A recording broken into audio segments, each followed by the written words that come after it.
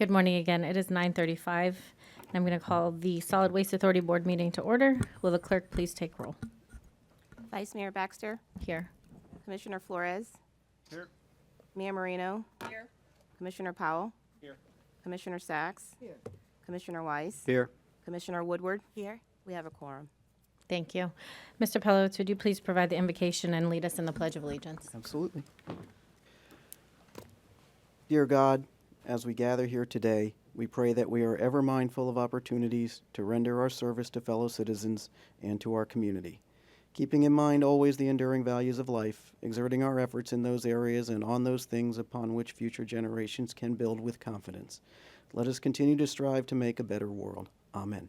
I pledge allegiance to the flag of the United States of America and to the republic for which it stands, one nation, under God, indivisible, with liberty and justice for all.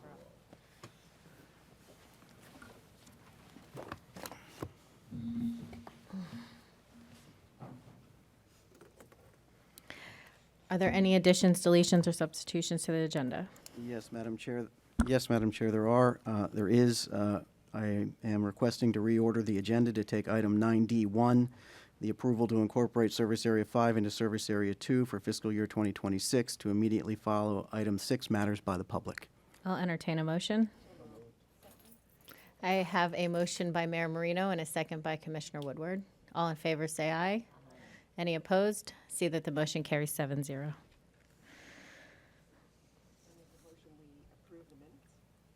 Mayor, I don't think your mic is on. Thank you. I make a motion we approve the minutes from Yes. June 11th, 2025. I have a motion by the Mayor Marino. I have a second by Commissioner Woodward. All in favor, say aye. Any opposed? Please see that the motion carries 7-0. Do you need a motion to receive and file items 4A and B? I will make that. Second. I have a motion by Mayor Marino, a second by Commissioner Weiss. All in favor, say aye. Any opposed, say nay. Please see that the motion carries 7-0. I make a motion we approve the consent agenda. I have a first and a second. All in favor, say aye. Any Aye. opposed, say nay. Please see that the motion carries 7-0.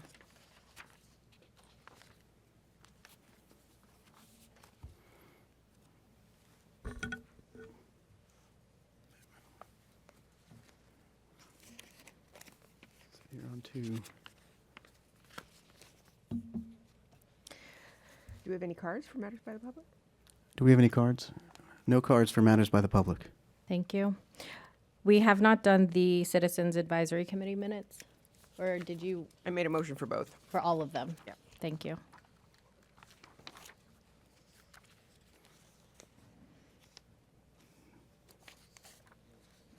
So now we're on to Public- 9D1. We reordered the agenda to take 9D1, so we're on to 9D1.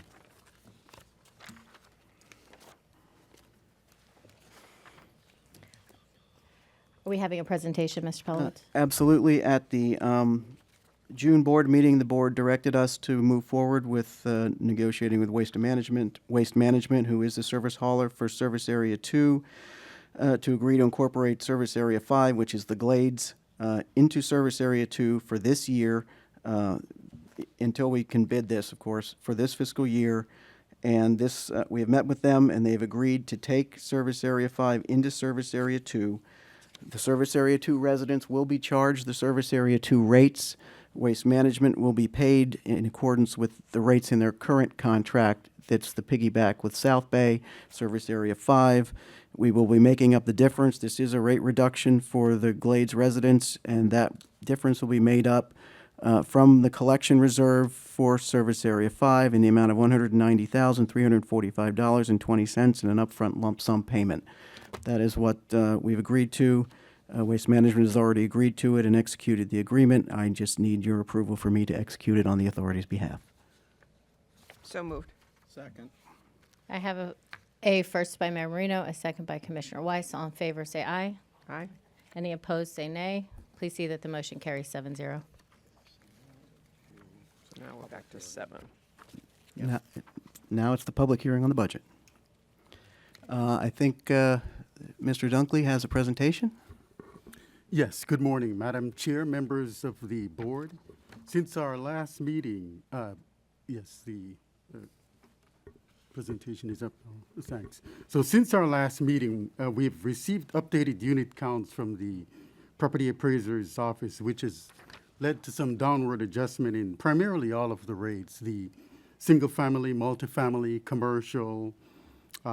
Those rates have been decreased, and the budget has not changed significantly from what we presented in June, but for the following items.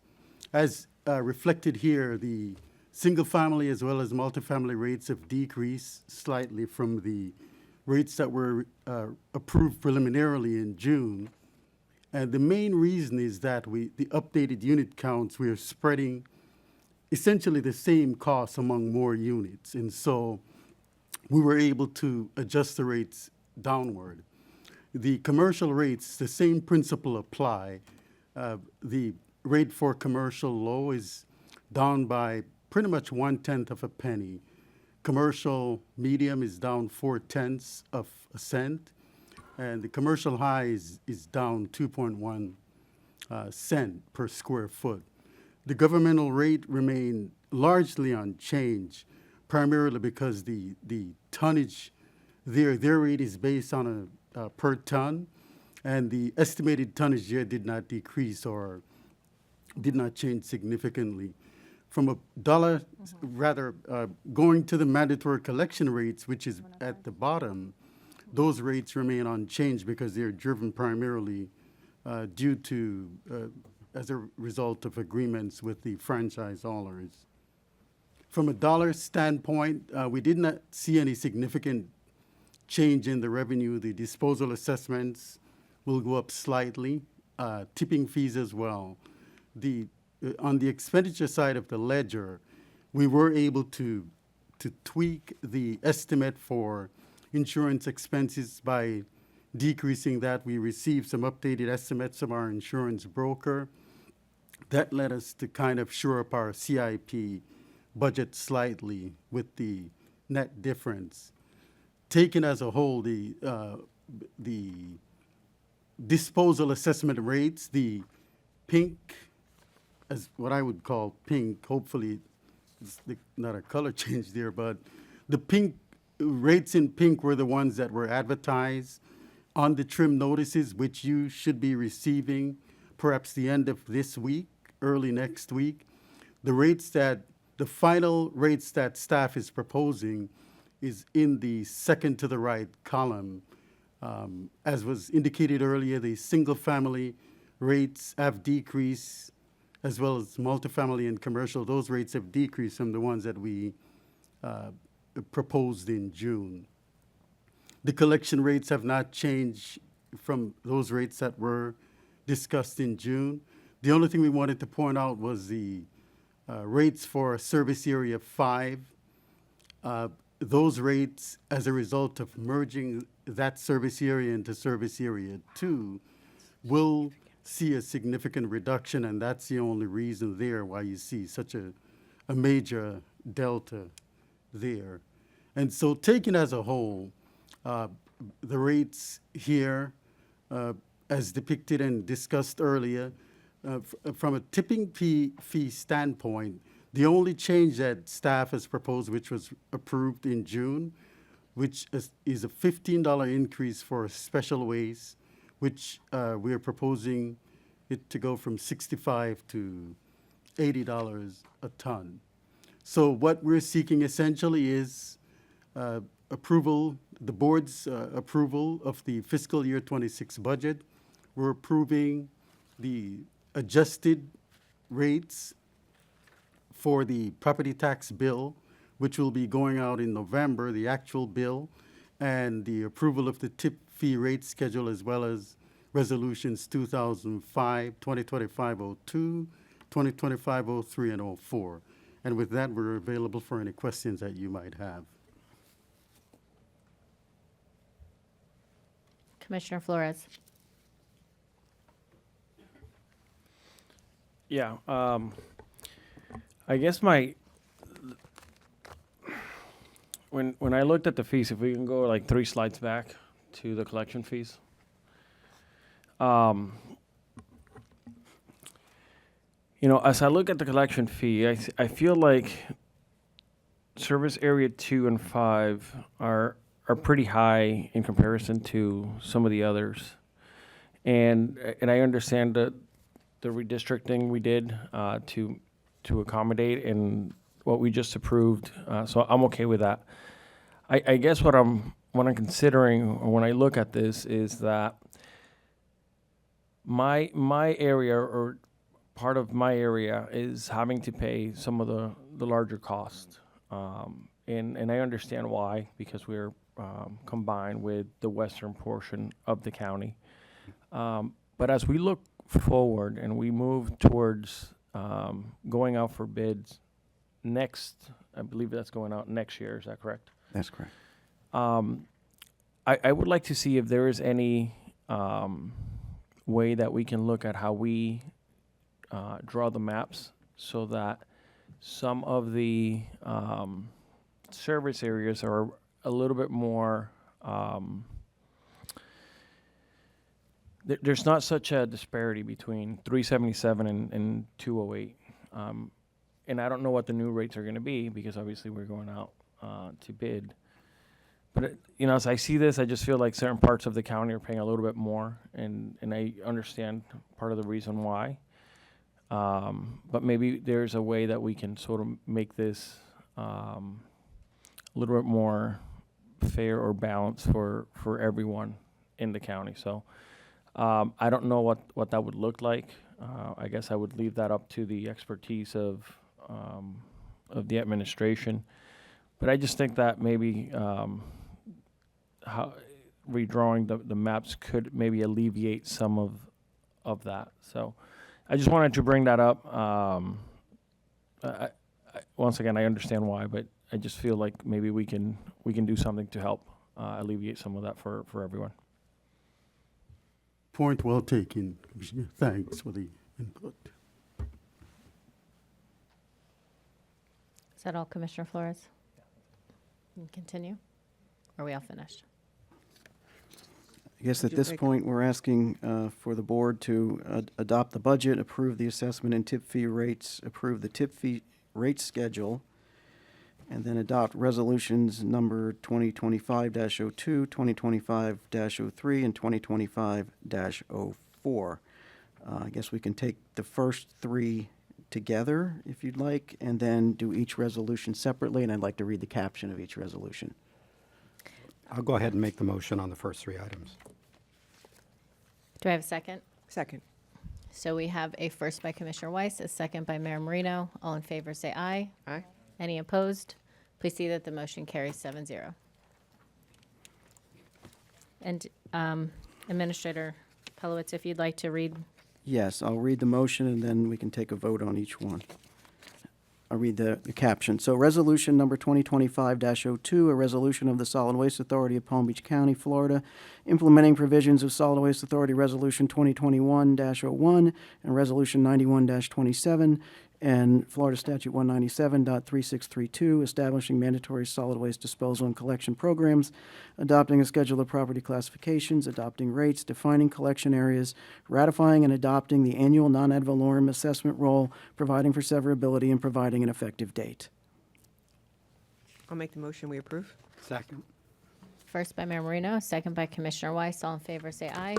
Aye. Any opposed? Please see that the motion carries 7-0. Resolution number 2025-03, a resolution of the Solid Waste Authority of Palm Beach County, Florida, implementing provisions of Solid Waste Authority Resolution 2021-01 and 91-27, establishing mandatory solid waste disposal and collection programs, adopting a schedule of property classifications for governmental properties, adopting the annual disposal and collection assessment roll for governmental agencies, and providing an effective date. So I'll make- moved. I'll second. I have a motion by Commissioner Weiss, a second by Mayor Marino. All in favor, say aye. Aye. Any opposed? Please see that the motion carries 7-0. Okay, resolution number 2025-04, a resolution of the Solid Waste Authority of Palm Beach County, Florida, implementing provisions of Solid Waste Authority Resolutions 2021-01 and Resolution 91-27, establishing mandatory solid waste disposal and collection programs, ratifying and adopting the annual service charge billing roll, providing payment periods, providing early payment discounts, providing enforcement, providing for severability, and providing for an effective date. I'll make a motion, we approve. Second. Motion by Mayor Marino, second by Commissioner Weiss. All in favor, say aye. Aye.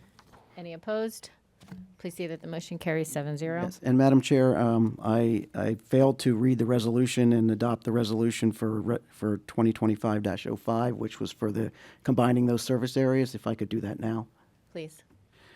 Resolution number 2025-05, a resolution of the Solid Waste Authority of Palm Beach County, Florida, authorizing the realignment of service areas for FY 2026 and approving temporary rate continuity for Service Area 5 customers. So moved. Second. Motion by Commissioner Weiss, second by Mayor Marino. All in favor, say aye. Aye. Any opposed? See that the motion carries 7-0. Thank you. Public hearing is now closed. Thank you.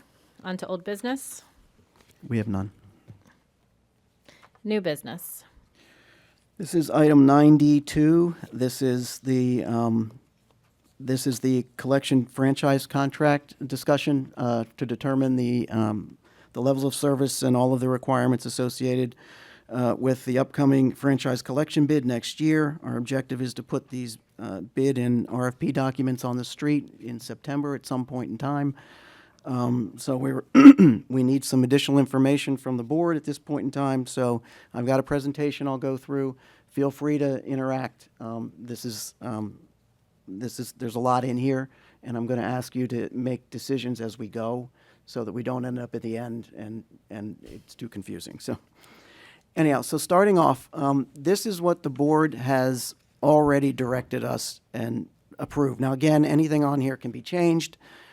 Depending on your how you are finalizing this. So garbage is automated, semi-automated twice a week.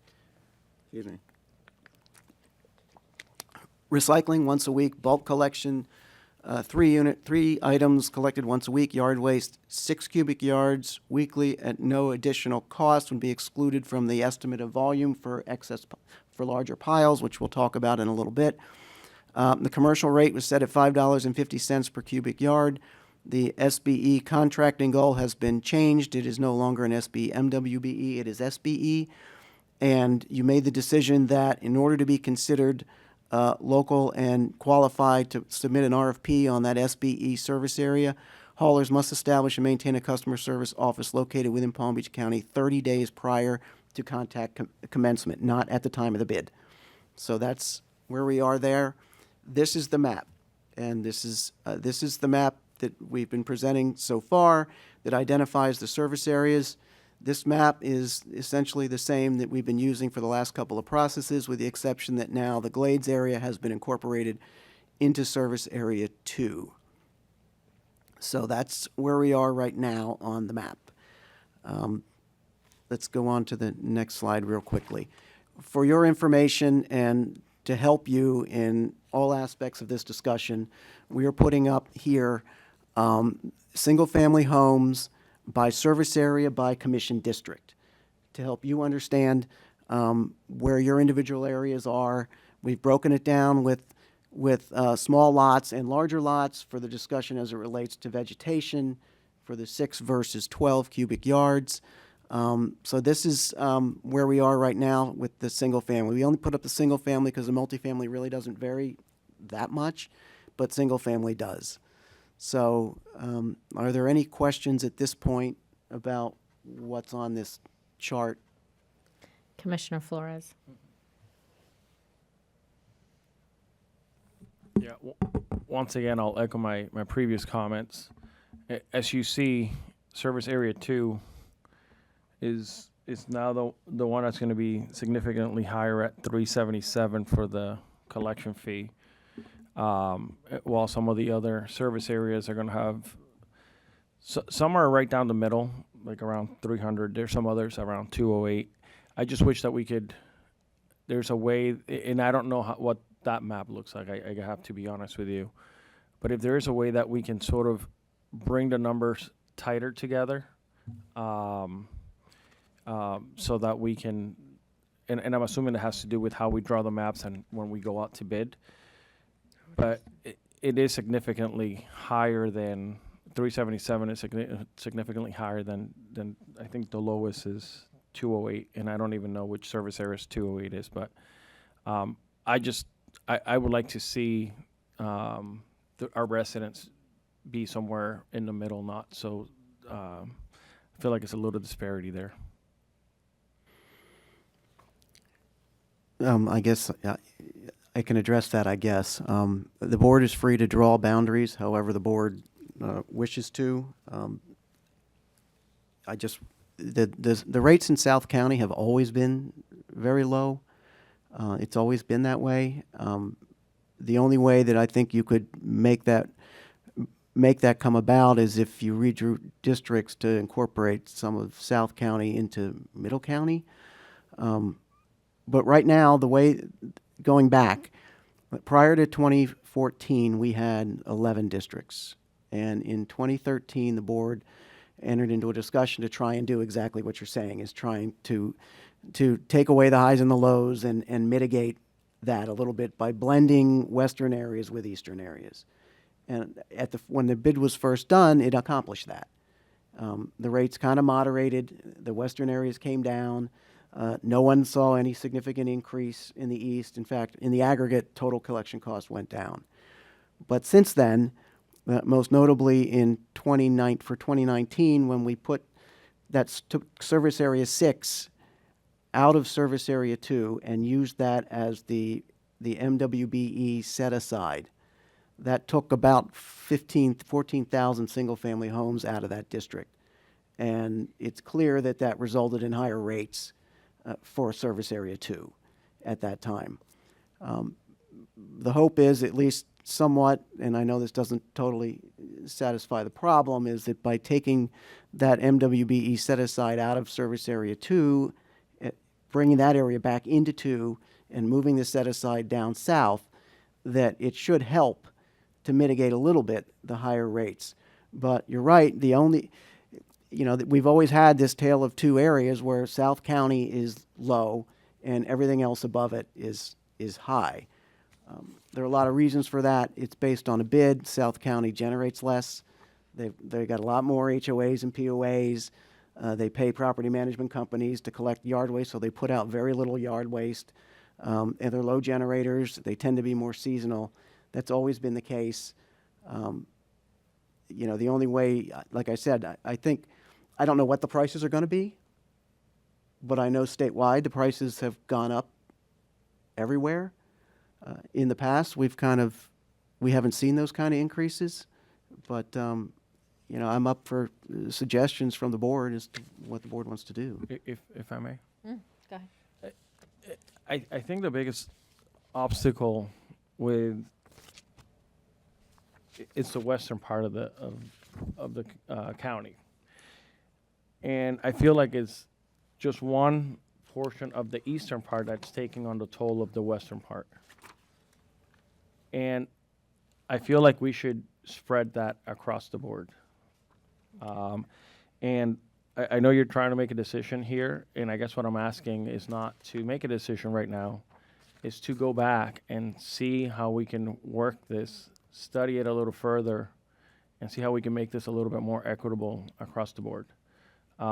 Because I feel like there's a significant fee between 208 and 377. So maybe it's not something that we have to decide today. Maybe we can go back to the drawing board and see how we can draw the maps a little bit more equitable. But I feel like, some of the areas that have the lowest median income are paying the highest fees. I don't think that's equitable. Are you finished? Administrator Pilowitz, and I'm going to chime in. I do agree. We do, in these service areas, they're significantly higher than the other ones. And I'm sure because of previous policies, as you had mentioned, and maybe taking a look at how we can more evenly distribute so we can get some more even fees, because we are paying significantly higher. Now, I do know that there are some areas that are going to be higher and some are going to be lower, but historically speaking, the maps have been able to incorporate both to keep rates similar, but now it just seems to be a huge, a significantly higher amount for the Western community, and then to Commissioner Flores' point, for his area and the people living there, their ability to pay that. Yeah, I understand, and this has been an issue for all time. If we isolate the western areas by themselves, their rates are going to go through the roof. If we include them with the eastern areas, then it does result in some higher rates in the eastern areas. That's always been the case. Before, when we had 13, we had more districts. Romani, do you have that slide of when it was before? So this is what, and I sent this to all of you, this is what the rates looked like historically. So what you're seeing on the left is when we had the 11 service areas and what the rates were. And what you're seeing on the right is what the rates were after we consolidated. And you can see in the first year, like looking at service area 1, you had some folks with rates that are $346, $376, ended up paying $165. And then when you look at service area 2, what is now, you had rates from $168 a year up to $376 a year, and they ended up at $176.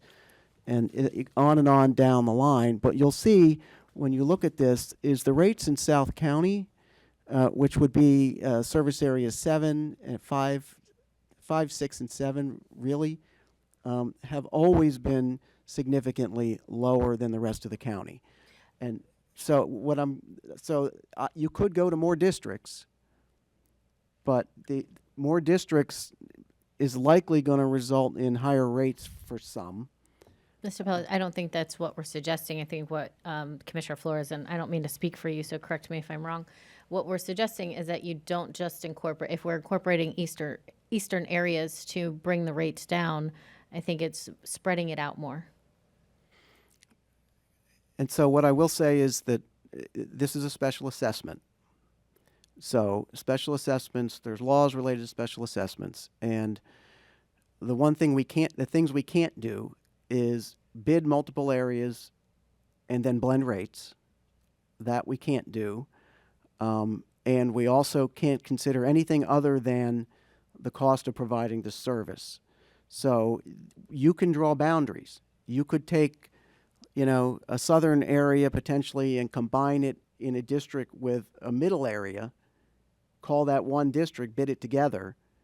You could do that. But there's really no way to get beyond the fact that the western areas generate a lot more veg. They're a lot harder to serve. The productivity is a lot lower, and it does impact their prices. So, I'm open to anything that you want to do and can come up with legally that we can do to do that. But you could. But again, it's going to end up in subsidies and cross subsidies, no matter how you do it. And I don't think, I'm going to wrap up my thought, and then I'm going to let Commissioner Weiss and then Commissioner Woodward go. The idea is that exactly what you're saying. We realize that you're going to have to incorporate other areas. But if we redistrict the maps, why is it just one area that is included to help offset those prices? I don't understand exactly. What we did was we took 11 districts back then, and we've basically turned them into 5 now. No, that So I'm not we've being clear, but so let me let Commissioner Weiss go first, and then I'll clarify later. I understand your point, Commissioner Flores, and it impacts the residents of District 2 as well that are part of service area 2 or 5 or whatever we're calling it now. It's clearly, I guess if we drew north-south districts potentially, as opposed to east-west districts. But but then you'll end up with the people, that are further out west. I don't know how we grab them, but I just, there's a difference. I mean, when you have HOAs like we have down in the South County, where there's 0 lot lines, almost all those homes down there. And so it's very quick to pick them, for them to service them. And it's very different, I know, I've got, large lots in our community off of Pioneer Road, and they're very different. So I don't know. I don't know what the right answer is, but I know what we will do. I mean, the costs are going to are the same, and it's just how you spread that out. And I guess, you could put it all in one district. Well, the only way to really do it is to do what we used to call the Highlander approach, which was just have one company bid the whole unincorporated area and award it to the one company, and then you'll get the same rate in the entire unincorporated area. There are risks associated with that. Right. It's huge. You're looking at 300,000 homes or so in total. If there's a problem and you have an issue with that company, then you're basically locked in with one company with no backup. But I mean, that's really the only way to get, if you want to normalize the rate for everybody, that's the only way to do it. Or like I said, the way you draw districts is we've drawn them. Can you go to the district map? But if you put the western areas by themselves, They're going to pay a lot, and they They did are gonna pay a historically, lot. and you see it in the schedules I showed you before. right? They're going to pay a lot, and if you do that, then the South County's still going to pay what they pay, and the Right. disparity is going to get even bigger. Right. So like I said, the only way to do it would be to basically marry lower cost areas with higher cost areas, and that would really be the only way to do it. Let's go back to. Can you go back to the map with the 11? We have a map with the 11 districts on it. So this is the map when we had 11 service areas.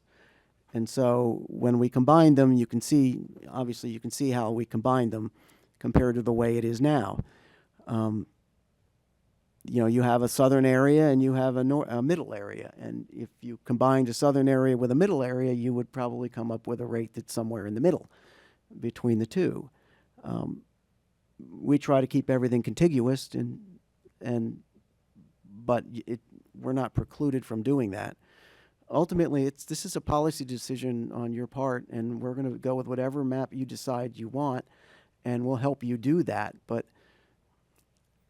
that's my suggestion. Would be if you want to go back to something like this and just take, an eastern area and marry it with a middle area, and but that's going to result in higher rates in South County, and should result in lower rates in the middle part of the county. Commissioner Woodward. Thank you, Vice Mayor. I guess my question is, because we have to, when you even look at this map here, we're not accounting for municipalities. So, it would be helpful to kind of have a solid, and I know the other map that we have for the budget, or is it this one? I think we're talking. Yeah, we have a map with the municipalities on it. Can you? On slide 3, right, we have to carve those out, because I think it is important that we do like for like, and, density matters, and I believe, Commissioner Flores, your district's pretty dense. So when it comes to, the productivity for a company to go in, I mean, they're hitting a lot of homes in a dense area. And, and then in the western communities, it's very spread out. And that's part of the concern here is, the size of the lots. But then, in the south part, we're dealing with a lot of gated communities, which I don't have a lot that's, most of my district is picked up by a municipality. I think Commissioner Powell, same thing. That's correct. But, when it comes to trying to put like for like, the density matters. And then when we draw the maps, like, it needs to be, like, geographically contiguous, right? We can't spot pick. That would not be a good thing Well, to do. what I'm right? telling you is you can. Okay. There's nothing that prevents you from doing that. ideally, operationally, you prefer they be contiguous and concise. We've got the map up with the municipal boundaries in it. So it's Here? when you, it's on your screen right now. So you see that gray area? Those are all the municipal areas, and then everything else around it that's kind of in tannish colors. Those are the unincorporated area. So I see it would also be helpful on this map. We have the, the huge area that is the EAA and the refuge. And again, like that's not, But it is hard for us to kind of look at this and see properties versus, I mean, Right, this well- it looks district, the 5 waste management one is huge, but where are they actually picking up? they're picking up in and around the cities of Belglade, South Bay, and Pahokee. And it's about 2,000 units. That's only 2,000 units. So we service about 300,000. So it's a very small number of units. But looking at this Interspersed. map, it's like, oh, this is the biggest one, and it's really not. It's probably the smallest contract. Yes? That one is currently the smallest, yes. That is by far. And that's why that's always been a challenge, is because there's so few units.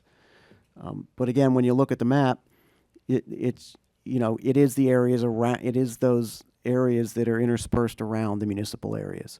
And that creates some difficulty too, because it's not entirely contiguous, even though it looks like it in a box. It does require meandering around and around the cities. Ultimately, the best determining factor as to what something costs is what the haulers are bidding on it, because they're the experts. And they do their due diligence and they go out and bid on them. I mean, you 'Cause could. I do agree with what Commissioner Flores is saying. When you have a very dense area that it's not going to cost the haulers as much. And when we put them in with large areas, and I also don't have the good solution for this. And, when you have an area that is a lot of gated communities or landscape is picked up and taken, that's not part of the contract. So it is complicated. And I don't want to see us over subsidizing some areas for larger lots because, that's a choice too. I mean, we hear that a lot that, we move out to these areas because that's the lifestyle that we want. And sometimes that does come at a cost. I don't want it to come at an extreme cost on this, but balancing that, I hear what he's saying and I do agree, especially when it's a very dense lots that's not going to generate a lot of vegetation.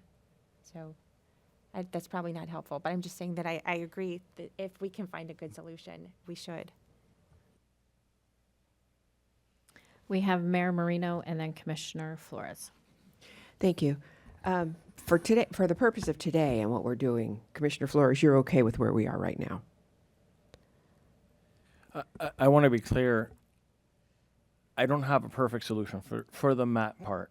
And what I'm asking is that maybe we have our staff meet with some of the haulers and see if there's a way to alleviate some of this. I didn't come here today with a solution. What I'm asking is the experts to try to see if there could be a solution.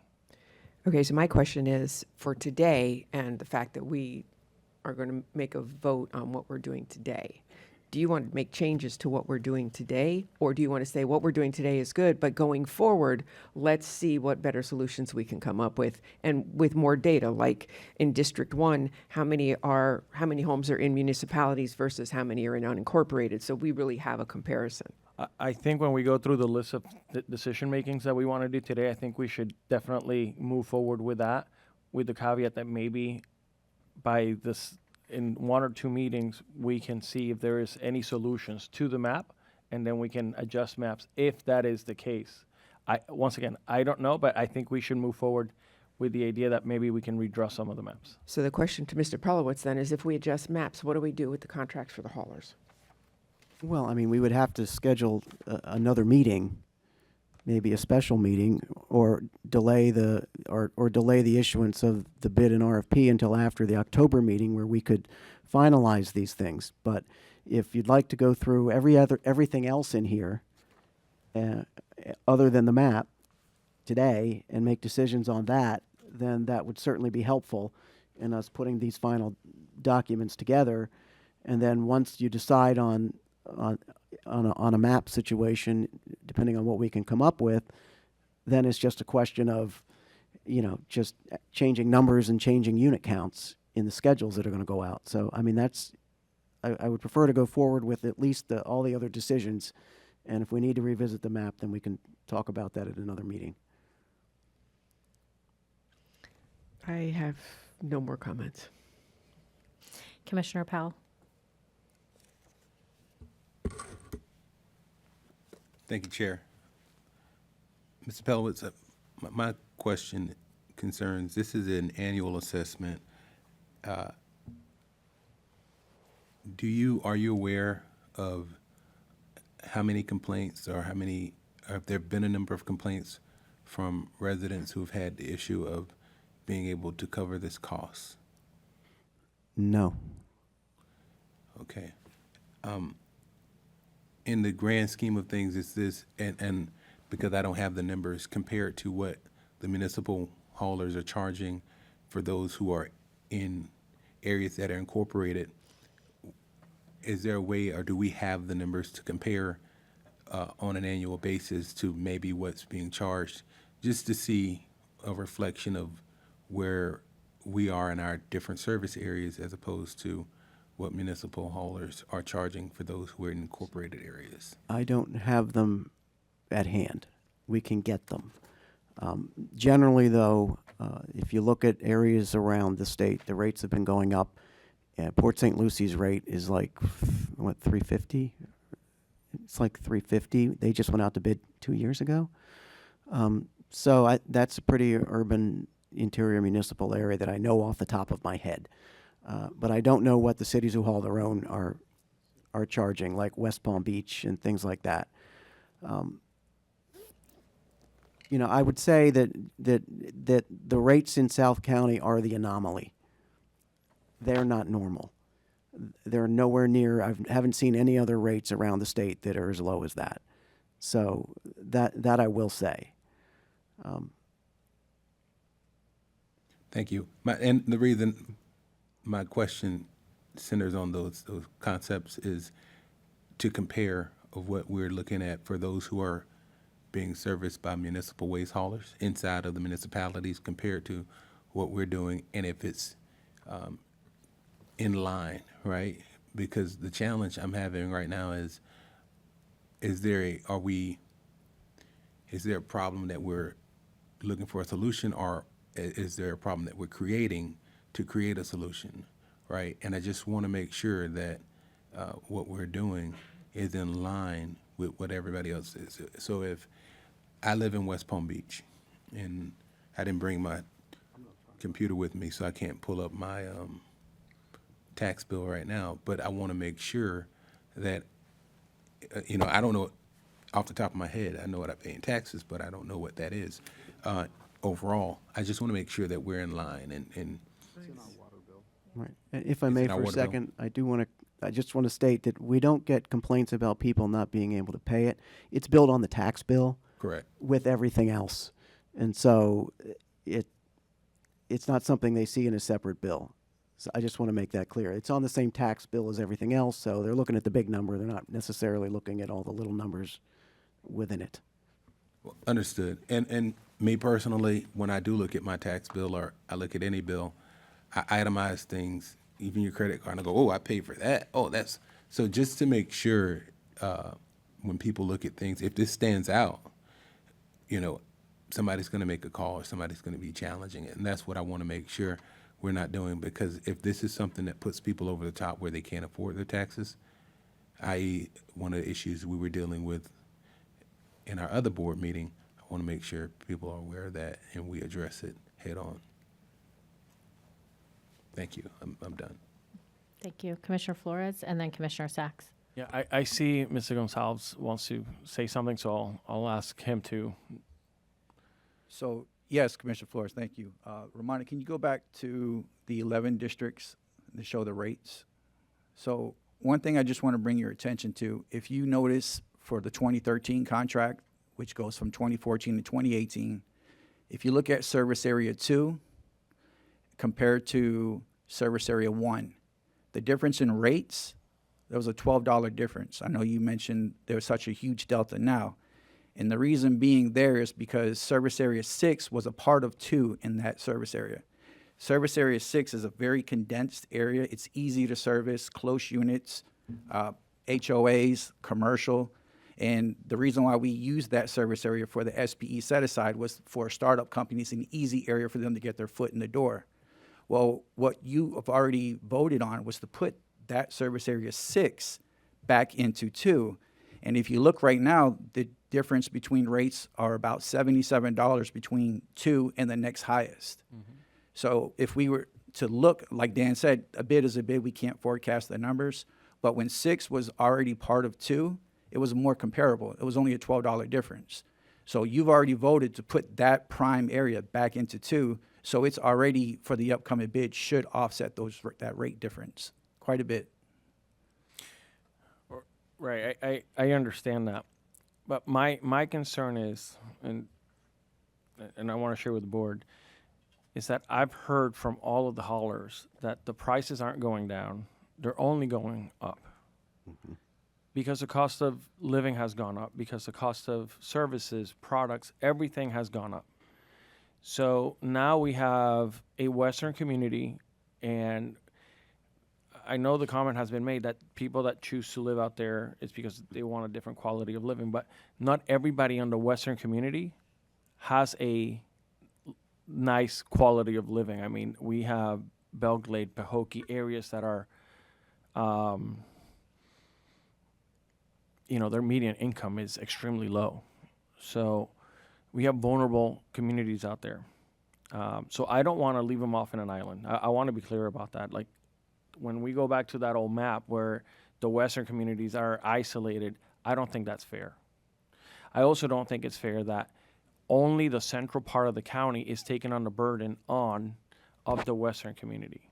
I think that the Western community should be a shared approach so that it makes it equitable for all of the districts. So I want to make sure that I'm clear about that. Right. Now, do I have a solution in my head? I don't know what that looks like. To me, I guess if I was going to paint a clearer picture, it would be almost like the star. Like the districts go east to west.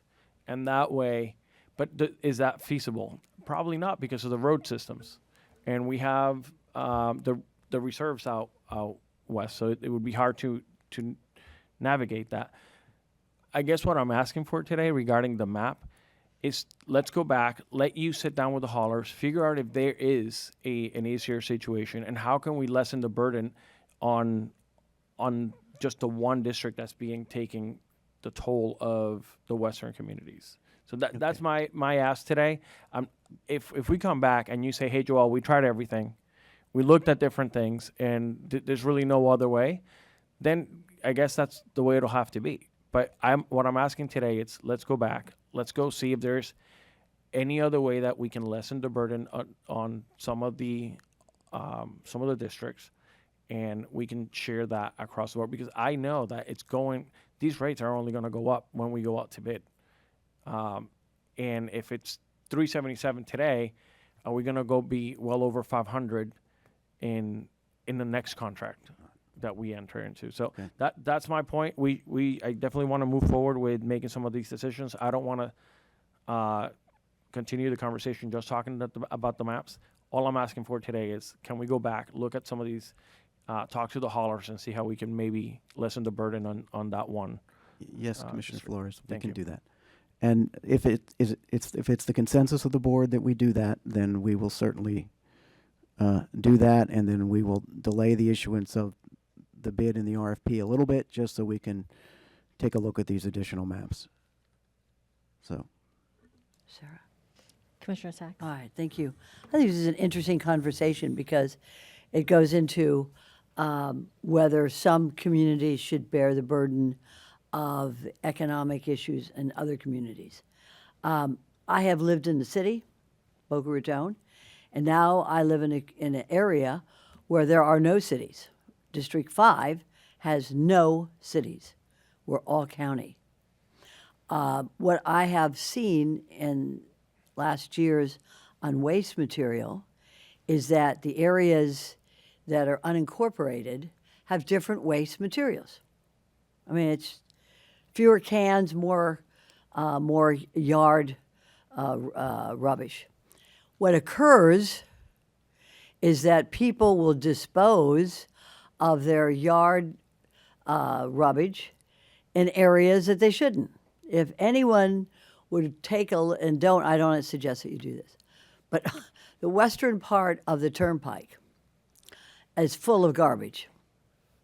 It's full of garbage that people have, and sometimes these are the landscapers will dump their garbage along the area which is owned by the county or Lake Worth Drainage District. It's full of plant material that they did not want to pay for our solid waste authority to dispose of. So this is a whole big deal, because if we want to look into what's happening with garbage collection, you have to take a look at what is occurring with those western communities in my district. Many of them landscapers that are dumping along the areas along the turnpike. That costs the county to dispose of this plant material. And some of it is still there, which is a fire hazard. I've had 3 fires started by plant material that was dumped illegally within 20 feet of my house. So maybe this is a good time, staff, to take a look at what's really going on with our garbage collection. Because as the rates go up, landscapers and as well as tipping fees for waste material from equine areas are going to, we're going to see more and more illegal dumping. So I think it might be time to take a good look at it. But it's just also because the rates are going up, people are moving out west, and we have to account for that. So thanks for this good discussion, Mr. Pellets. Thank you. Thank you, Madam Chair. Thank you. Commissioner Woodward? Thank you. To Commissioner Powell's question, I was able to pull mine up for Boca, and I believe we have West Palm Beach numbers too. Just for comparison, and I do live in a very dense area. It's single-family homes, but extremely dense. We pay for last year's rate was $325 for the year. So, and it's same type of pickup, 6 cubic yards once a week, so that's what we currently pay. And it's on our water bill, so that's how I was able to find it. Commissioner Weiss? Thank you. Thank you, Chair. I looked up West Palm. We're $250 a year, twice a week, plus our vegetation, once a week. Without seeing any more lights, Mr. Pellowitz, one of the things I think we were getting at is what would happen if we combined, say, something like Service Area 3 to 2 and 5? How would that affect the rates? I'm curious.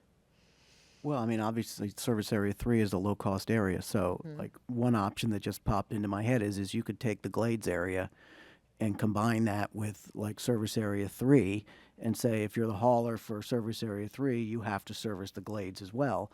And they could potentially subcontract that collection to somebody else, meet their SBE goal, and you bring down the rates for the Glades, because that's 2,000 units added to 50,000 units. So there are things like that you could potentially do. We'd have to go back and look at it, and there are different ways to draw the lines. I think, we'd have to look at it. I can't do it on top of my head, but And I think that's what we're asking, is just not adding more or less areas, but what areas could be combined that might be able to help make it more of an even rate across the board. Not exactly even, but just somewhat more similar than 208 versus 377. We will work on that. If that's the consensus of the board, and it seems that it is, that we will work on that. We will schedule, I think I'm going to have to look at our procurement schedule and see how we stand there. That may require a special meeting between now and October, or we could do it at the October meeting and then put the documents on the street after that. But I think we do need to make a decision, at least by the October meeting, on how we're going to construct these districts. Would the board like to, or if you think that an extra meeting would be useful for September instead of waiting until October.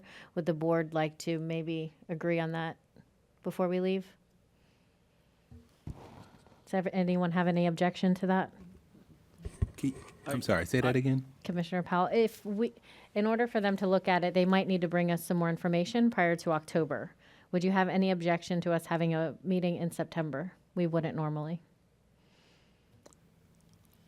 We need to look at that. I've got some things on my schedule to make sure I'm not in conflict. But I mean, by all means, if I'm not able to be here, I can prepare my information, but let me Thank you. take a look. I was just gonna say, I see staff back there shaking their head no. Is there an objection from the staff? Yeah, I'm looking at you guys. You guys were, like, you don't want a meeting in September, so just making sure. Is good with you guys? Okay.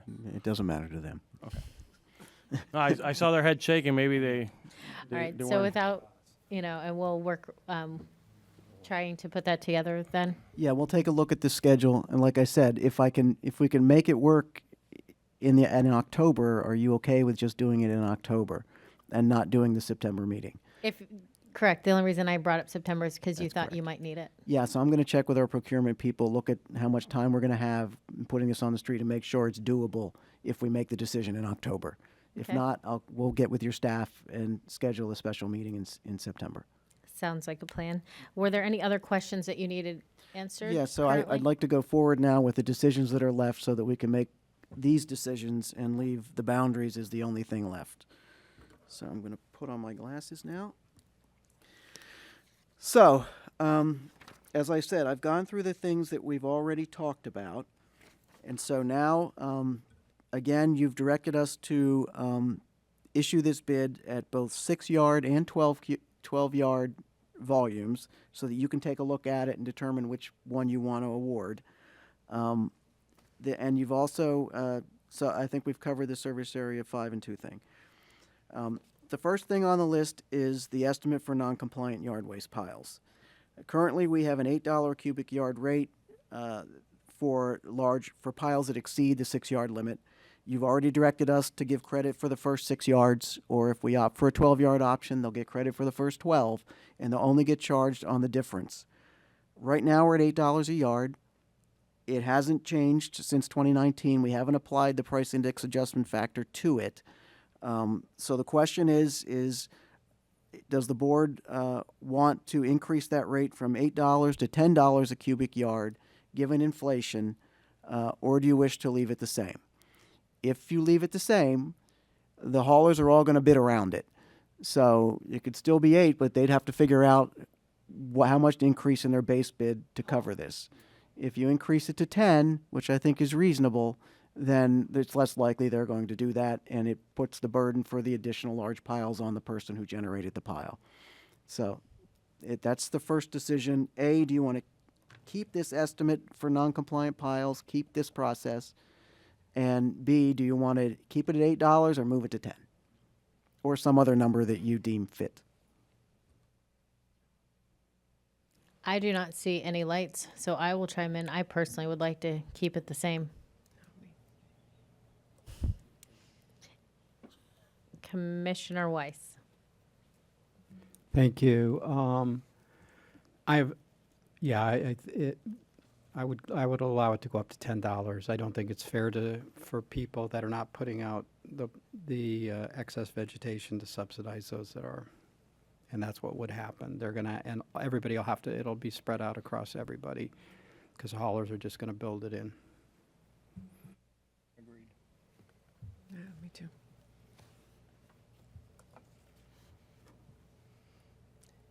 Mayor Marino, or excuse me, Commissioner Woodward, then Mayor Marino. I was just going to say, I agree with Commissioner Weiss. Dan made a good point where this, if we keep it at 8, the fees are going to get spread out, and the haulers will just make it up somewhere else. So I would see going up to 10. No more lights. I will just point out that, again, this is just going to be higher for the people who have vegetation, which seems not fair, because we've just had this discussion about evenly trying to get everyone on the same page. But if it is the will of the board to go up to 10, Dan, you have your direction. Thank you. So I've got that one. Next one, subscription service. I'm going to note here that I've put some things on here that are options. I don't necessarily advocate it, but it is an option. The subscription service would be a way, if you chose the 6-yard option, for a resident to contract directly with the hauler to increase it from 6 yards to 12 yards. So if you're a resident and you don't like the 6-yard service and you want a 12-yard service, we'd ask the haulers to bid the rate for the 12-yard service, and they would pay the difference, and they would get 12 yards a week. The downside of this is I think it competes with the option you just addressed, is that residents, I think, are more likely to want to go to that $10 a yard option just when they have a big pile rather than subscribe. And I don't know how many people would actually do this. It's going to be operationally, it's going to be complicated from an administrative standpoint to keep track of all of it. But it is an option. It's something that's similar to what's done in other areas of the country, where if you want to get a couch picked up, you've got to call and there's a fee and they pick up the couch. That said, I will say the CAC did not like this option. Citizens Advisory Committee didn't like it for those reasons. And, but again, it's something I've brought up. So does anyone have any interest in it? Commissioner Woodward. Thank you. Just to be clear on this, the subscription service option, we would not be responsible for maintaining that subscription, right? That would be on the hauler? That would be on the hauler, but we would have to get up-to-date reports whenever they add people to the list so that we know who has it and who doesn't. Because otherwise, you know, we need to be able to respond to customer service complaints, and if someone has it and they're not getting it, then that would be a problem. How is it, I mean, I guess I'm a little confused on how much oversight we have to have on the haulers. I mean, if they get the contract, is it not on them to? We handle all of the customer service for collection. So we have field reps, a lot of them are sitting in the back there, who are out in the field all day, every day, making sure that the haulers are doing what they're supposed to do, following up on complaints of missed collection, following up on complaints of damage to mailboxes and things like that. We're out there all the time. What you don't want to run into is someone getting a pile tagged for having a 12-yard pile when they have a subscription that allows them to have a 12-yard pile. Because that's the standard would be, oh, it's bigger than 6, I'm going to tag it. So we would need to know all of that so that we can then properly deal with the customer and properly deal with the hauler. So it's not a big deal. We do it, we coordinate with the haulers all the time. And under the new program, we're developing a new customer service system, electronic system, and the haulers are going to be required to use that system. So all of the complaints will come through. They'll get them automatically on the system. The resolutions of those complaints, all of those things is going to be integrated. So yeah, it would be important that we know, so that we know the resident is getting what they're paying for.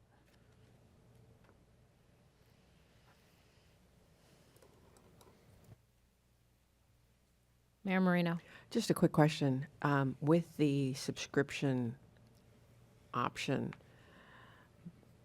will the haulers be charging us an additional fee? The fee would not come to us. It would go to them. So, but their administrative costs will go up, which gets passed on to us. Our administrative costs will go up in administering it. Yes, it's complex. It will be, again, I don't know that it's entirely necessary. So if no one's in love with it, then my recommendation would be to just not do it. I'll voice my opinion. I'm not in love with it. I agree. Not in love with it. Commissioner Flores, I see. Did you turn your light off? I was actually going to ask you what you thought of it, since this affects, I think, your district and Commissioner Marino's, Mayor Marino's as well. So I don't want to make a decision on something that doesn't really impact my district as much. So. Yeah, and just so you know, Commissioner Sachs as well has a lot of vegetation. Did you want to weigh in on the subscription service? I have, in my area, we have a lot of large HOAs, gated communities, but we also have a lot of agriculture. And again, when the prices go too high, they just illegally dump.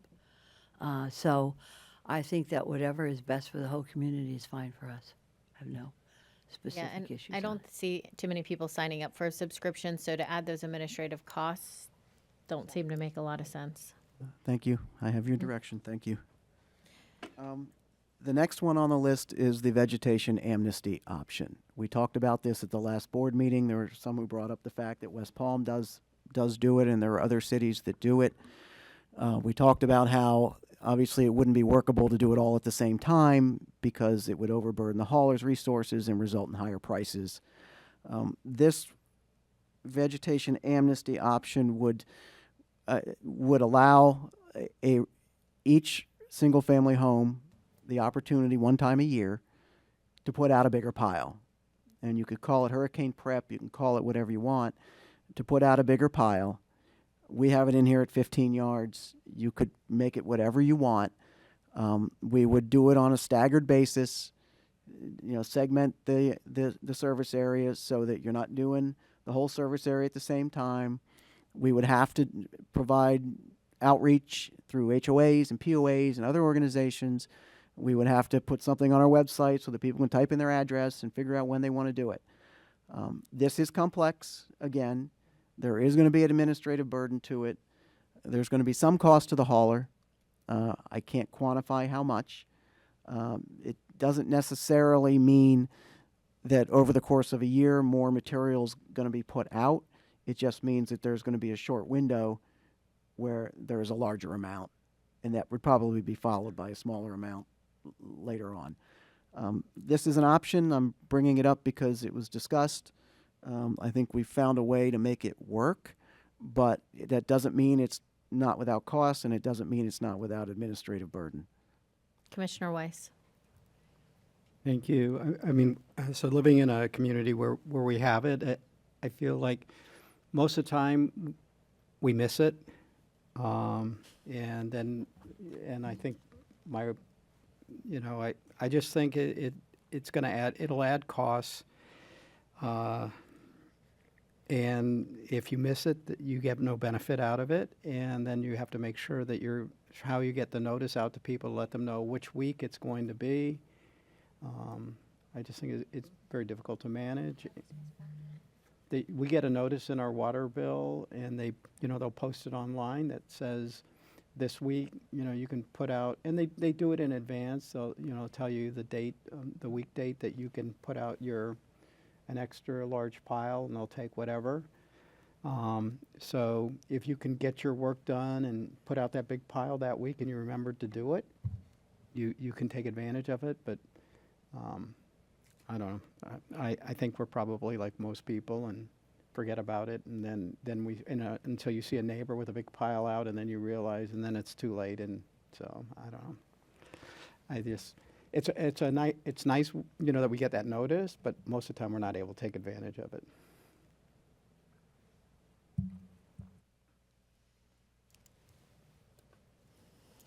Commissioner Sacks. As I mentioned in my agenda review with Mr. Pelowitz, let's keep garbage simple. If I've got to check TikTok, Instagram, Facebook, and look at SWA, life's getting a little complicated. If we got extra money, let's cut some of the costs for the people. Otherwise, let's just keep garbage simple. So I agree with Commissioner Weiss. Thank you. Commissioner Powell.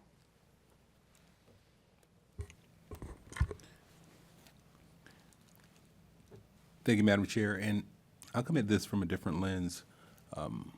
I do think that it would be important for us to have an estimate of what it would cost administratively, as well as an estimate of what it would potentially cost haulers if there were, and this could be based on the percentage of people who may take advantage of it, taking into account what Commissioner Wise has indicated. I will tell you full disclosure that in West Palm Beach for the Amnesty Day as we prepared for hurricane season, I was one of the people who was able to take advantage of putting extra vegetation out prior to, during that amnesty time.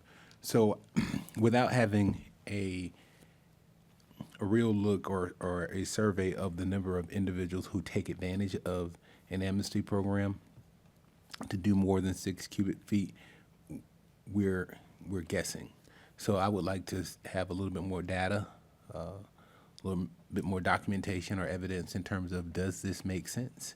And if it does make sense for those individuals who would benefit, because I believe that, if the amnesty programs did not work and people were not taking advantage of it, the municipalities that have tried it would just scrap it.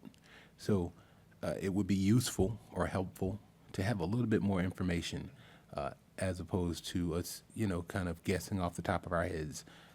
It's always a challenge to compare myself to the 1.5 million residents who live in Palm Beach County.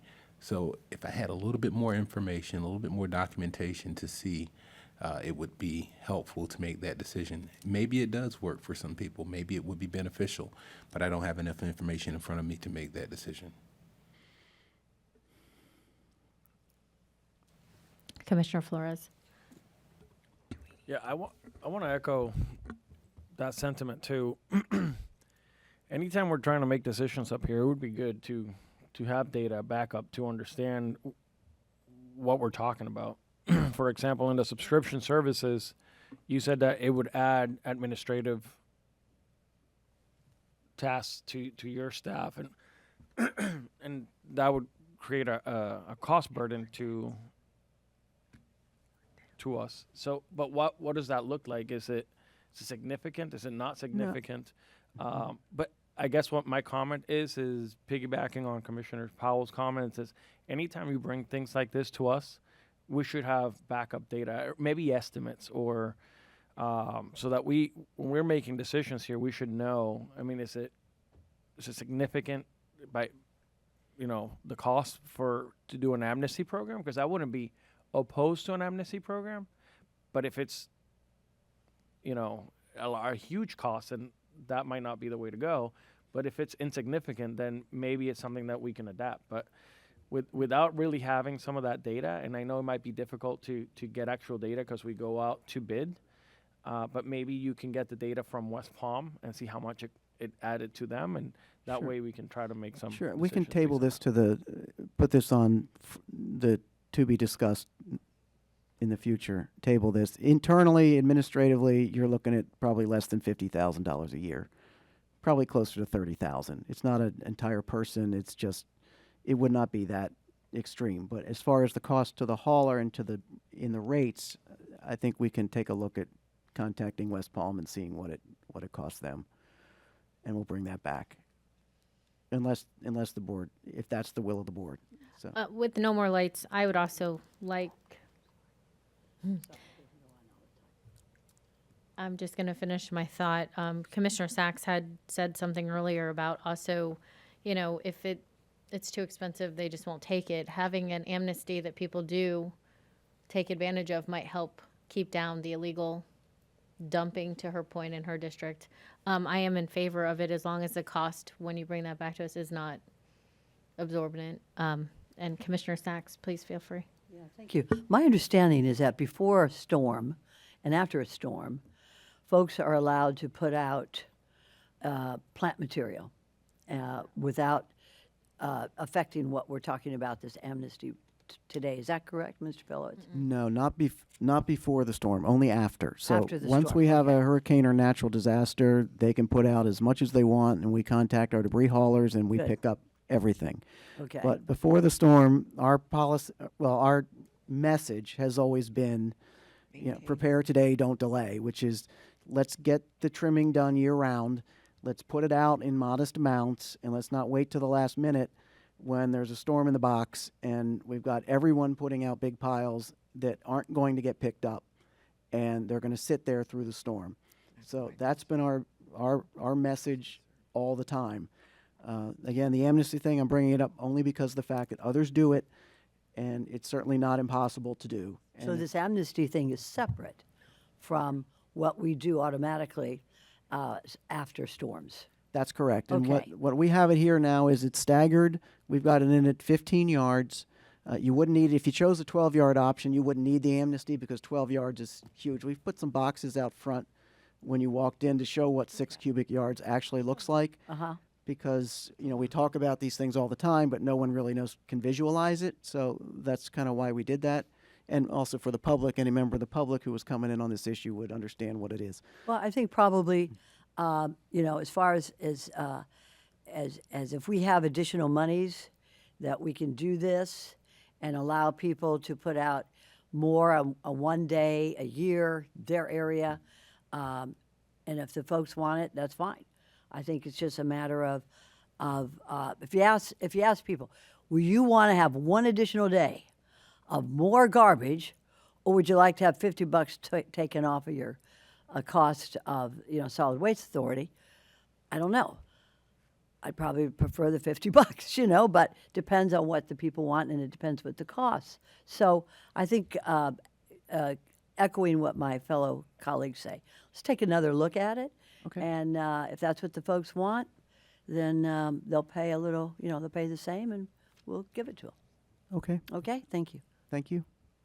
So that one. The next thing on here is simply related to the ordinance. In the event that we change anything that affects the 6 cubic yard limit, we're going to have to come back to the BCC, and the BCC is going to we'll have to present an amendment to the ordinance to be able to conform the ordinance to whatever the service level is we decide on. So that's a maybe, and that's done downtown. We don't do ordinances, the county does. So that's that one. The next one on the list is SB participation levels. I just want the board's direction on the bid, which is right now service areas 1 through 4, which is not the set-aside area. We have a 20% SBE participation percentage proposed. This used to be 10% MWBE, 10% SBE. We're asking for 20% SBE participation. If the board's okay with that, we'll move forward with the 20%. Are there any objections to the 20%? I think you're good. Okay, on the SBE set-aside area, we are proposing a 51% SBE prime participation, which means the prime SBE has to perform at least 51%, plus a 20% minimum SBE subcontractor participation. We are proposing that the prime, if they perform more than 51%, can count toward the subcontractor participation. So does the board have any issue or any input as it relates to this proposal? Seeing no lights? Okay. For the RFP, staff is proposing to use the Small Business Administration size standards to define an SBE. The local size standards that are used by the certifying agencies are too low for a waste hauler. The Small Business Administration uses a $47 million right now is their average annual receipts to qualify as an SBE or as a small business under the SBA.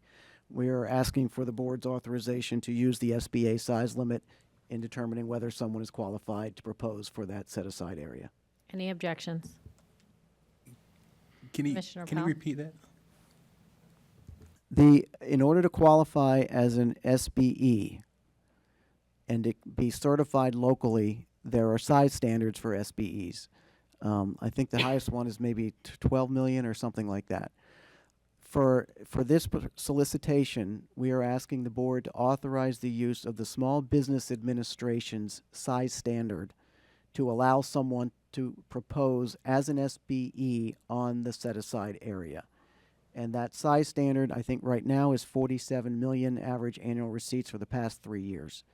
And the reason why this is important is that for that service area, a hauler would likely have to commit $5 million or more in capital in order to get set up and started and to operate. And that's an investment that's well above what would typically be required on any other type of solicitation. So that's why we're asking for that higher size standard.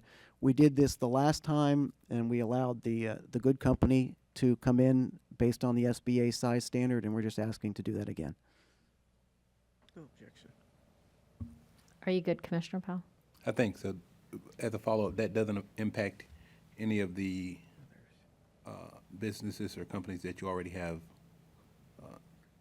No, it would, obviously would allow them to compete against current companies who are small, but it's not going to affect, this is not affecting any of the subcontracting. So all of the subcontractors to this would have to meet the SBE, be certified as an SBE under the normal course. Thank you for your response. No further questions. I think we're good then, Administrator. Thank you. Okay, and next has to do with qualifying for local. I think we talked about this the last time.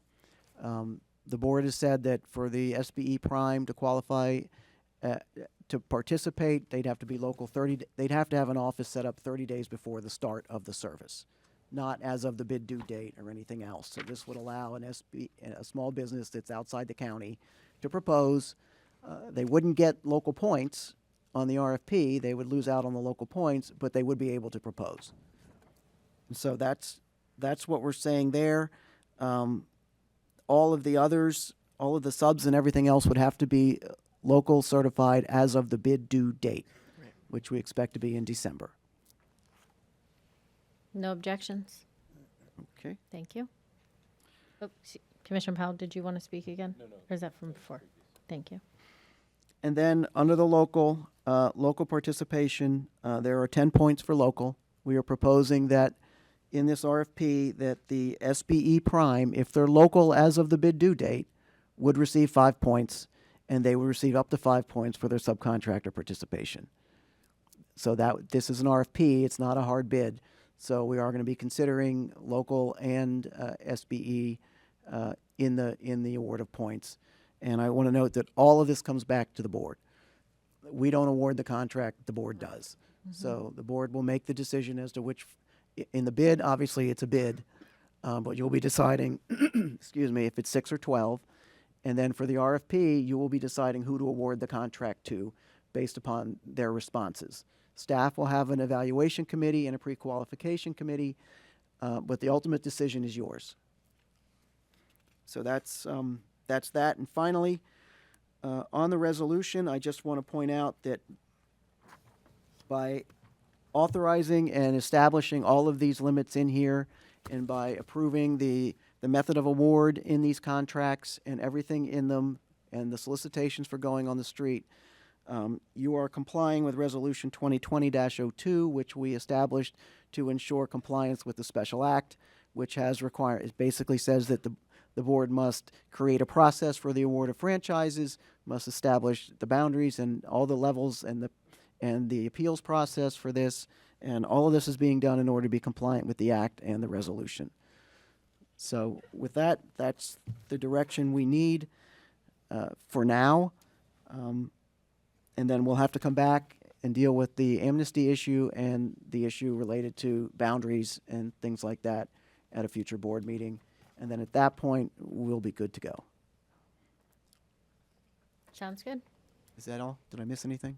No. Okay, good. Okay, so that's that item. Next is 9E1.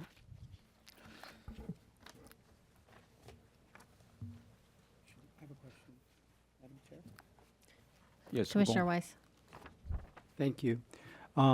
Just in maybe, if I understood you correctly, Mr. Palowitz, on this question of amnesty, it sounds like the board is asking you to come back, come back with the information as to, or actually include it in there, and that we'll make the decision.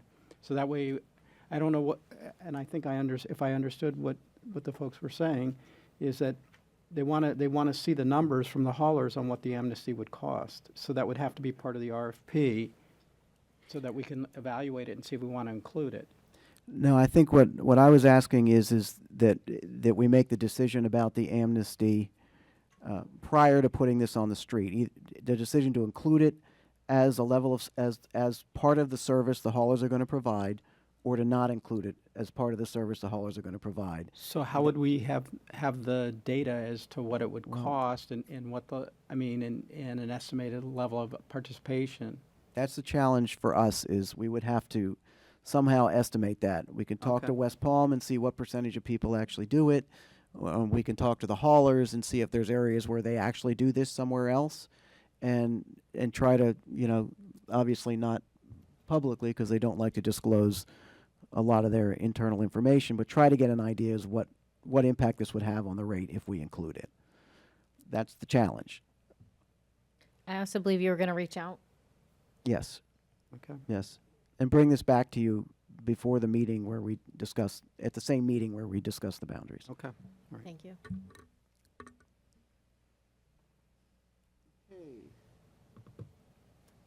I guess it's time for 9E1. I'm going to Equestrian waste. turn this over to Romana. Yes, good morning. At the April meeting, the board directed staff to put together an equestrian waste management study. So to further that, we engaged University of Florida, and Dr. Tim Townsend is the principal investigator of this study. And he's a professor in the engineering department, and he's also the director for the Hinckley Center for Solid and Hazardous Waste Management. So he's here today to present the study. Dr. Townsend. Thank you, Romana. Madam Chair, Commissioners, good to be here. Greetings from Gainesville and University of Florida. I'm hopeful to be able to present some information that will kind of give you a lay of the land of what equestrian waste management issues are encountered around the country, how others do it, and I'm happy to answer any questions that you have. Just real quick, again, it was a team of University of Florida students primarily. Jordan Magnuson, who's a PhD candidate right behind me, is one of the team members. Then we recruited 3 undergrads who worked quite a bit this summer to be able to go out and gather the information. You see Luar and Michaela and Nick. 2 of them are engineering students, but one of them is actually into the equestrian industry and horse training and things like that. And I'll add on my own, and I'll share you a few pictures, as I have 5 horses of my own and have my own experience with equestrian waste management, and I'll share some of that with you as we go through. So as Romana said, of course, you directed staff to have an equestrian waste management study done. The idea was to go out there and identify typical equestrian waste management practices, look at how that's done around the country, compare that to what's done in Palm Beach County, and to be able to integrate into that kind of an assessment of zoning, regulations, challenges, economics, and technologies. And so my goal today is to be able to provide you with a good overview of that information. Just real quick, I know some of you are probably very familiar with what equestrian waste management is, but the idea that this is the bedding and the manure associated with horse stalls and equestrian operations. One thing that's often not understood, and I speak from, again, personal experience on this, is that it's not manure as much, it's the bedding. The bedding is the big, massive material. And how much bedding and what's in it depends quite a bit on how it's managed. If you happen to have a show competition where the horses are coming in and leaving, they strip those stalls entirely and all that material gets added in, so you have lots and lots of dry bedding. Where at my barn, for example, we're out there trying to save as much of the clean stuff as we can, and so we'll muck the manure out, and then you go in and you find those urine-soaked areas, and so there's some really wet, problematic bedding that's associated with that. So depending on the operation and where it comes from, the characteristics will be different. It's rich in carbon, of course, because there's lots and lots of organic matter, because it's wood chips and pine shavings, things like that. But it also, of course, has the manure and the urine in there. So the idea is there's a lot of nutrients in there. And just kind of estimates, and you'll see some of this in the report that I think you have, as well as in the presentation, is that a typical 1,000-pound horse, you're talking about 60 to 70 pounds of stall waste per day. So you're talking about a relatively large amount of material that you have to deal with. And of course, I think, as many of you know, the reason that we care, well, if it's not done correctly and not managed correctly, it can be a problem, as is it with all solid waste. You know, you have to manage this stuff appropriately. Because of what's in it, it can potentially create issues with water supply. It can also attract vectors and flies and things like that. And it can be a public nuisance in terms of odor if it's not handled correctly. One of the things that we saw when we reviewed all the different zoning ordinances from around the country is that heavy emphasis put on protecting water supplies in terms of how you store it and how you manage it because of the potential issue with that. Generate large amounts of material, which I told you about a little while ago. And then one thing to be aware of that kind of fits into all this conversation is it's a potential resource as well. There's a lot of people who will take the material and then they'll beneficially use it to land apply it. Of course, you have to do it the right way, and there have to be limits associated with that. But potentially, there are resources to be recovered. Just stepping back, so I'm the solid waste professor, I guess you'd call me, a garbage professor at University of Florida. I teach students. I'll be teaching tomorrow morning. Semester starts up about solid waste management. In Florida, of course, we step back and look at it from a state perspective. Under Chapter 62701, those are all the solid waste regulations. And there's another regulation, 62709, which governs organic processing facilities. And so a lot of this manure and bedding type material is going to be covered under, in general under 701, but then also under 709. Now, here's the thing, and we'll go into more detail in a second. If it is generated in certain ways, these normal farming operations, then it can be managed without, say, a permit at a particular facility. And so one of the things I'm going to go through real quick in a second is to give you a sense of when do you actually need a processing facility permit to be able to manage this material versus when it can just be managed on site, or you can make a product and sell it even off site. And then, of course, you have your own ordinances and regulations here in Palm Beach County, Village of Wellington, that talk about how these things have to be managed and when you might or might not need a permit. And so I'm going to focus a little bit on that as we go through as well. So I think it's fair to say, I think everybody knows this, but if you can take equestrian waste, this bedding and manure, and you can take it to a landfill, or you can take it to one of the waste energy facilities, or a transfer station, but those things require permits, and so those are permitted facilities. The real question is what about a facility that is taking the material or using the material that they produce and making, I don't know, a compost or going to land apply it? Do those require permits? And that's where it's a little bit more complicated than that. So if you go to the rules, and I'll try not to go overboard on this, but if a farm produces this equestrian waste and they compost it or anaerobically digest it, which is another technology we'll talk a little bit about later, on the farm, and then they use it on the farm, they don't need a permit for that. They don't need to be certified for that. Again, we're talking about state rules. And so you're allowed to, as part of normal farming operations, just use that material on site. Now, there is language that says it has to be done in the right way. I mean, it has to be like a legitimate way that you're going to use it in terms of adding it to the land and things like that. But that's certainly allowed under state rules. You are also under state rules to take that material that you produce on your site, if you compost it, and you can give it away or you can sell it. And you don't need to be permitted or certified under the state rules. However, there are requirements that you have to meet under that 709 in terms of like monitoring and record keeping and reporting and things like that. So in theory, if you're a farm and you produce your stuff, you could get that off-site for someone else to use if you do it the right way and not require a permit.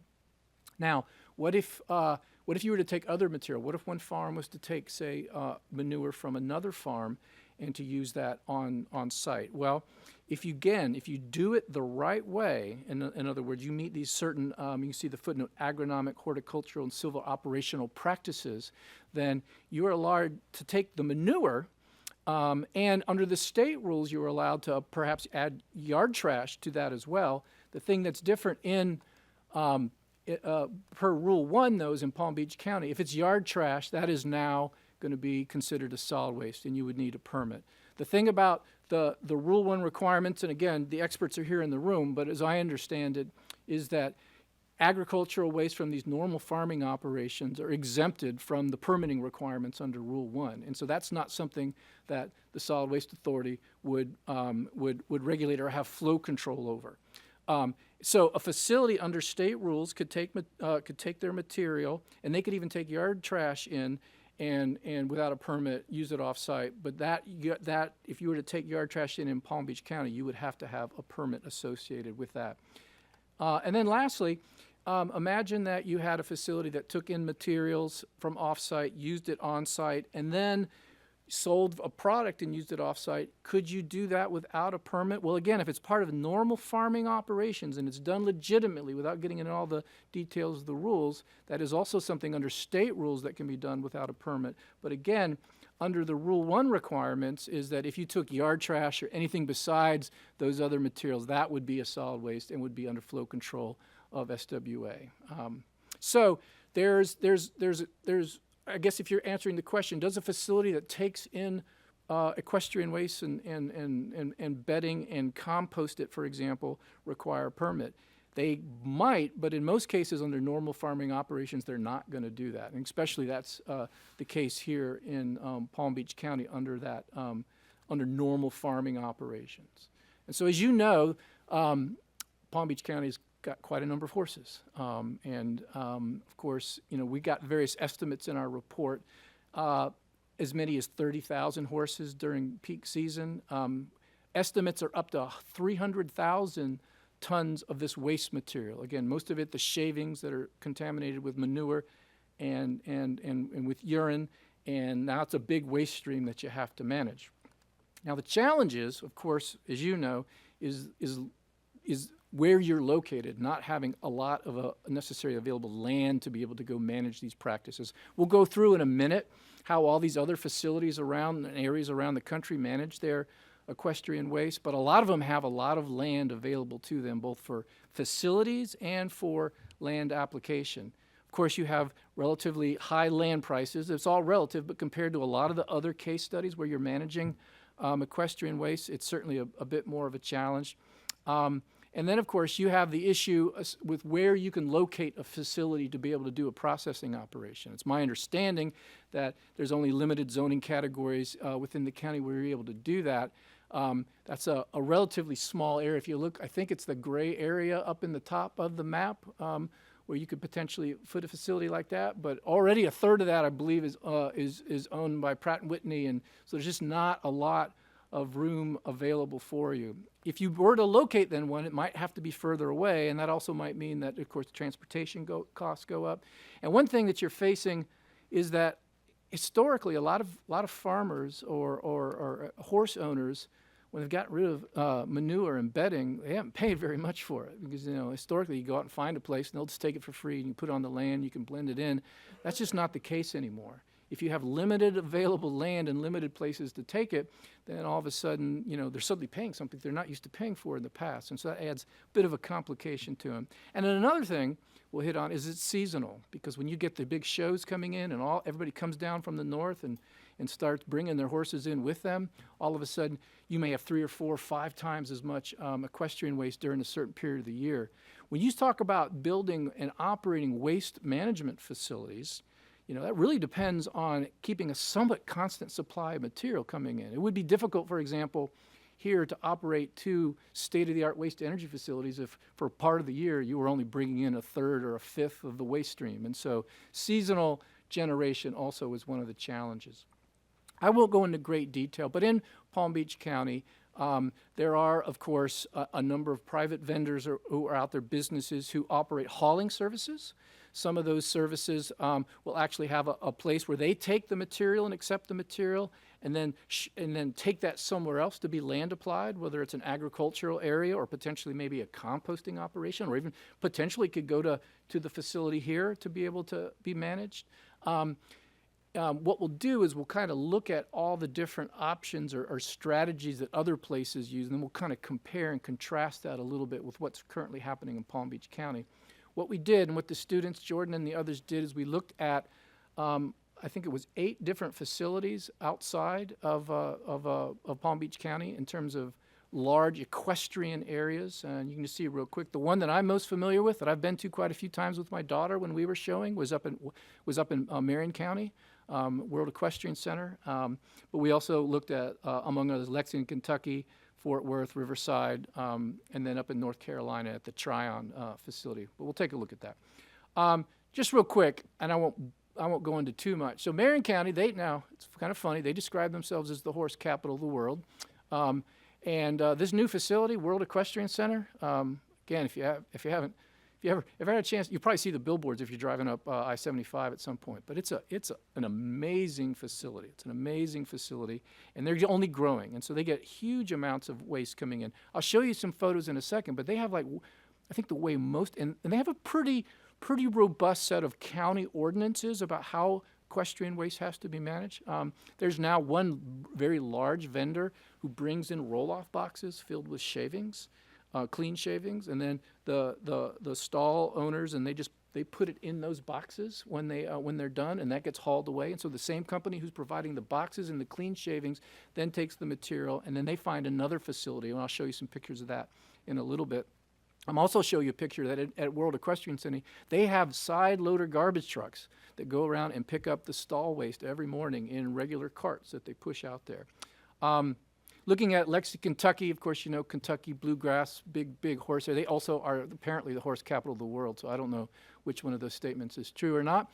But it's a similar thing, is that they have a lot of material. Some of that is seasonal, but just because of the area they're in, and we'll touch on that, there's so much more land available for them to do land application, for them to send it out to composting operations.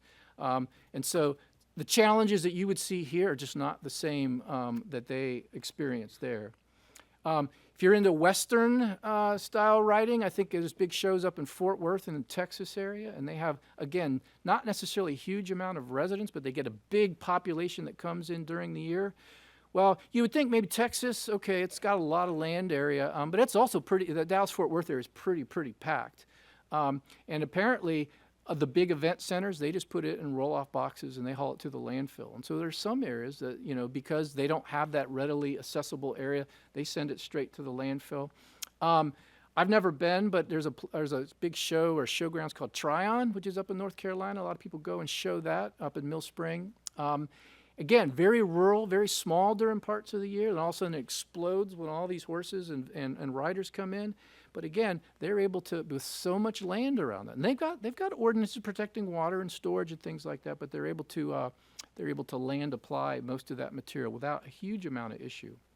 We were talking earlier, Commissioner Sachs, about the fire and the yard trash. Well, if you look at this Riverside County facility, it's so dry out at this one area where they have these like desert horse shows, whatever they call them, and they have to haul it immediately away because all the manure bedding piles were catching on fire. And so that just ends up going to the landfill. Again, completely different kind of scenario. Land, but they have a different set of environmental conditions that really affect it. And then up in Georgia, with the Georgia International Horse Park up in Conyers, again, kind of a rural area, get a big mass flux of horses in during part of the year. They can control and capture that. But again, by and large, most all of that is going up into land application and somewhere in the area because they simply have that available to them. And let's see, two more in Colorado at the Colorado Horse Park. You know, and again, the way we got this information is both online and students calling and trying to talk to the vendors and talk to the facilities. Again, kind of a bit of a seasonal thing, not as big as what you'd see here in Palm Beach County, but they were able to collect it and apparently do composting for much of their operation because they have the area and the facilities to do that.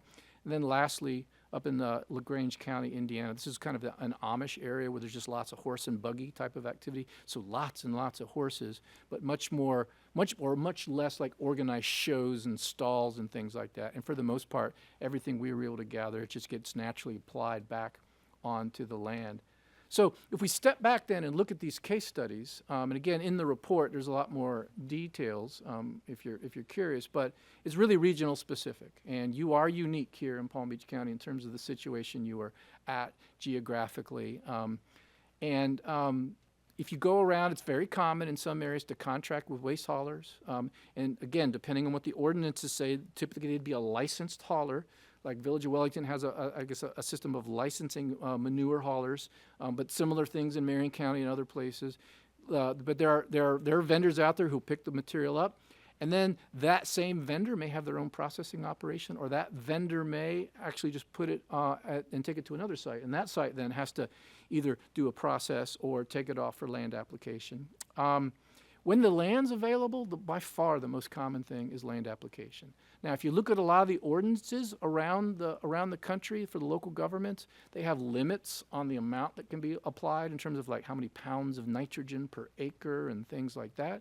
And so you can't just land apply ad nauseum, but the idea is that you can land apply if you have the land. Now, again, if you're talking about raw equestrian waste, not composted waste, then you're talking about, though, a product that does have some odor to it and does have some negative side effects to it if it's not done correctly. And then after that, there was some landfilling, especially if the landfills were there and there wasn't a lot to put it on the land. But the real big technology, I would say, to process is composting. And we'll talk a little bit more about composting here in a minute. Here's the summary table we made up. We don't need to dwell on it, but just those checks, the more they rely on a particular technology. And so, again, here in Palm Beach County, there's some composting. I think, was it Sunshine Acres has a large facility, and they do their own composting on site. There's some land application. Again, there's historically more than maybe in the past than there is now. And, of course, then some goes to one of the waste energy facilities, and then the ash from that will end up being disposed of in the landfill. But if you go to North Carolina, you could see it's the predominant land application, or Indiana or Georgia. And other areas, it's more based on either composting or landfilling. So just in terms of stepping back and talking about then technologies, if you're trying to figure out, what to do or what your options are, of course you have issues associated with just how do you handle the material itself in terms of storage and transportation, and then what do you do with the material? And so we have a few slides just to touch on each of those topics. As I said before, storage and having the right size pile and in the right location and not near a water body, those are common themes throughout local government ordinances about where you can stockpile, how long you can keep it, how big the piles need to be. And then, of course, it all depends. That's actually in that middle left slide. That's me on my tractor on my property where I'm managing my equestrian waste. So if it's a local farm or barn, then typically you can just handle all that yourself and you can land apply it. Whereas you can see the IDA cans, which is one of the facilities here in Palm Beach County. They have a construction business, so they have roll-off boxes that they can use for part of the year, and then part of the year they can use that as a pickup collection service. That's what's really done in Marion County. And you see the garbage truck in the lower right? That's actually the garbage truck that runs every morning out there at World Equestrian Center. And what you do is you muck your stall, you fill up those roll carts, and then you collect it. Here's a shot from that all-in removal facility. So this is really a facility that takes in. You can almost think of it as like a transfer station almost. That takes in the equestrian waste. They unload the boxes. They then take that to another facility, which we'll show you in a little bit. But notice how it's a paved area, and it's got pole barns or bunkers. And one example of a facility that we visited here, the students visited here in Palm Beach County, was J.H. Hauling, which is much more of they take the material and then they put that in another truck and then they take it somewhere else to be appropriately managed, whether it's through a composting operation or whether it's through land application. You don't necessarily have the equivalent like external facility that I'm about to show you for what they do in Marion County. Then in terms of land application, this can be done with just manure spreaders on large areas of land. You just have to do it right, and it has to be done in a manner. And the way it works in the state of Florida is you are allowed to apply this stuff to the land if it's beneficially used, and there are guidance and they reference IFAS documents and things like that. But the idea is that you have to do it the right way, and DEP is willing to look at any kind of application to see whether it's done correctly. Now, composting is what? It's just, and you have experience at SWA with composting from years past. The idea is that you're just taking an organic waste that will decompose, it will biodegrade, and you do it aerobically. And so you get bacteria, you add air, you have to fluff up the piles and things like that. if you do it long enough, you get a good product. And a lot of the topsoil we buy in Florida that is bagged up comes from vegetative material, whether it's yard trimmings or whether it's manure or bedding that's composted. But it doesn't happen overnight. It takes a while for that reaction to occur. And what that means is you need large amounts of area, space, and time to be able to do that. Again, Sunshine Meadows, remember, is part of that Right to Farm Act and normal farming operations in Florida. You're allowed to operate those facilities on your own property as long as you do it the right way and follow the correct and appropriate strategies. Where all the material up at WEC, at least most of it's going right now in Marion County. I don't know if you've ever driven on 75. Before you get to Ocala, I think there's a big composting operation called Black Cow, or you might even seen Black Cow. You can buy it at Home Depot and Lowe's as a product, but they're currently taking the WEC equestrian waste material, as well as like a lot of cow manure and things like that. And they bag it up, but it's a big facility. You're talking 100-something acre facility and 30, 40, 50 acres dedicated to just the composting operation.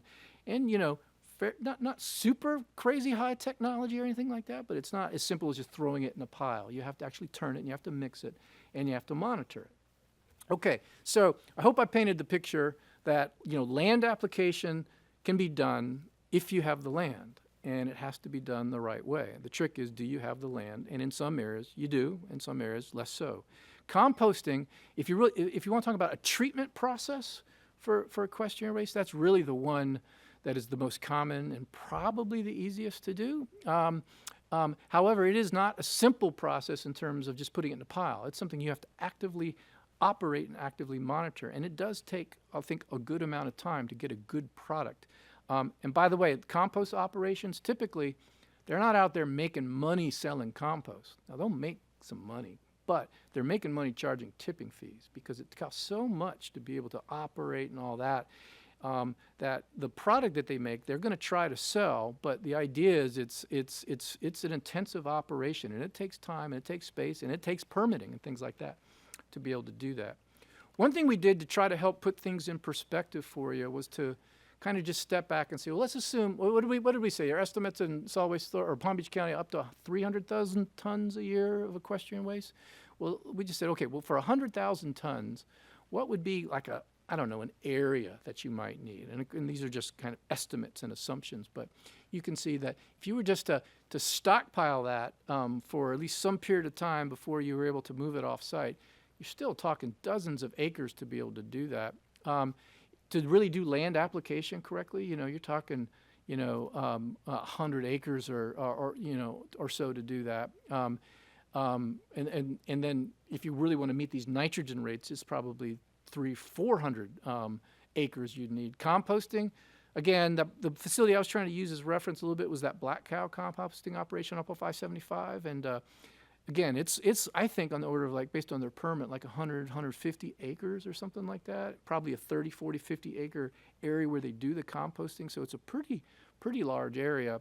And then, of course, there's all these other technologies that I think I maybe skipped over a little bit too much that you can use. So what can you do besides composting? Well, you can, in theory, you could burn it, meaning that you could send it, of course, to one of the facilities here. The tipping fee would typically be larger than what people are normally used to paying. There have been cases out there where someone has built a small little incinerator or some kind of thermal treatment unit to handle it. The challenge is that when you start talking about thermally treating small amounts of material, it's expensive to do that, and it's cyclical, and so you're not going to have it for part of the year. Anaerobic digestion is where you make methane or biogas out of it. That can be done, but it's typically more expensive than it is to do composting. That is a technology. It's not something that's really employed in the United States at this point right now. And the other one that you'll hear a little bit about, because there's a lot of interest these days, is something called like pyrolysis, where you're making biochar, if you've heard of biochar, but the idea that you basically cook the material down but leave some of the carbon there instead of burning it all.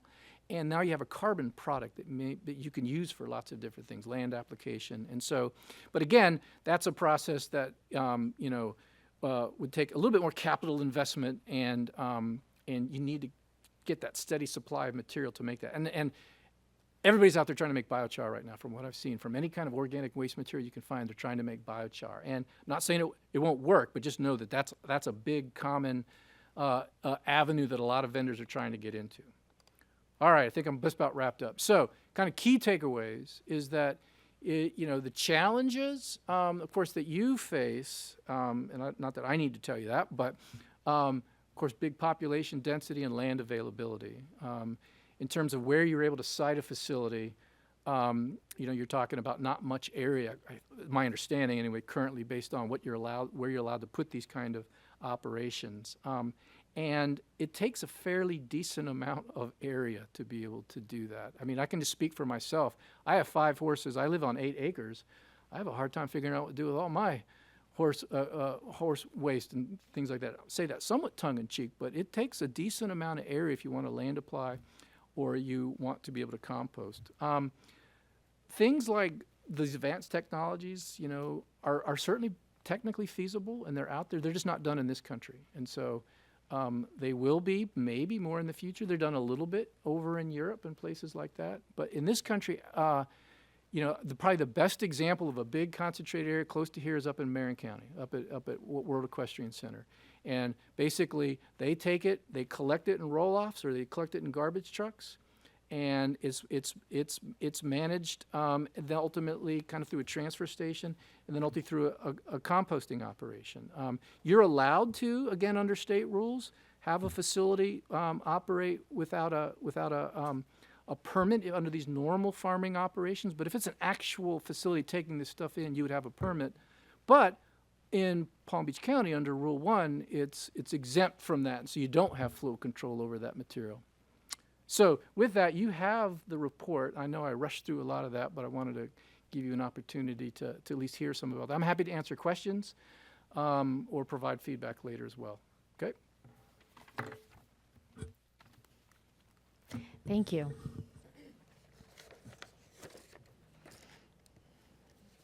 Mr. Pelowitz, was there something you wanted to add, takeaway, or questions you need answered? No, not at all. We thank Dr. Townsend for this in-depth report. His presentation only touches on what's in the full report.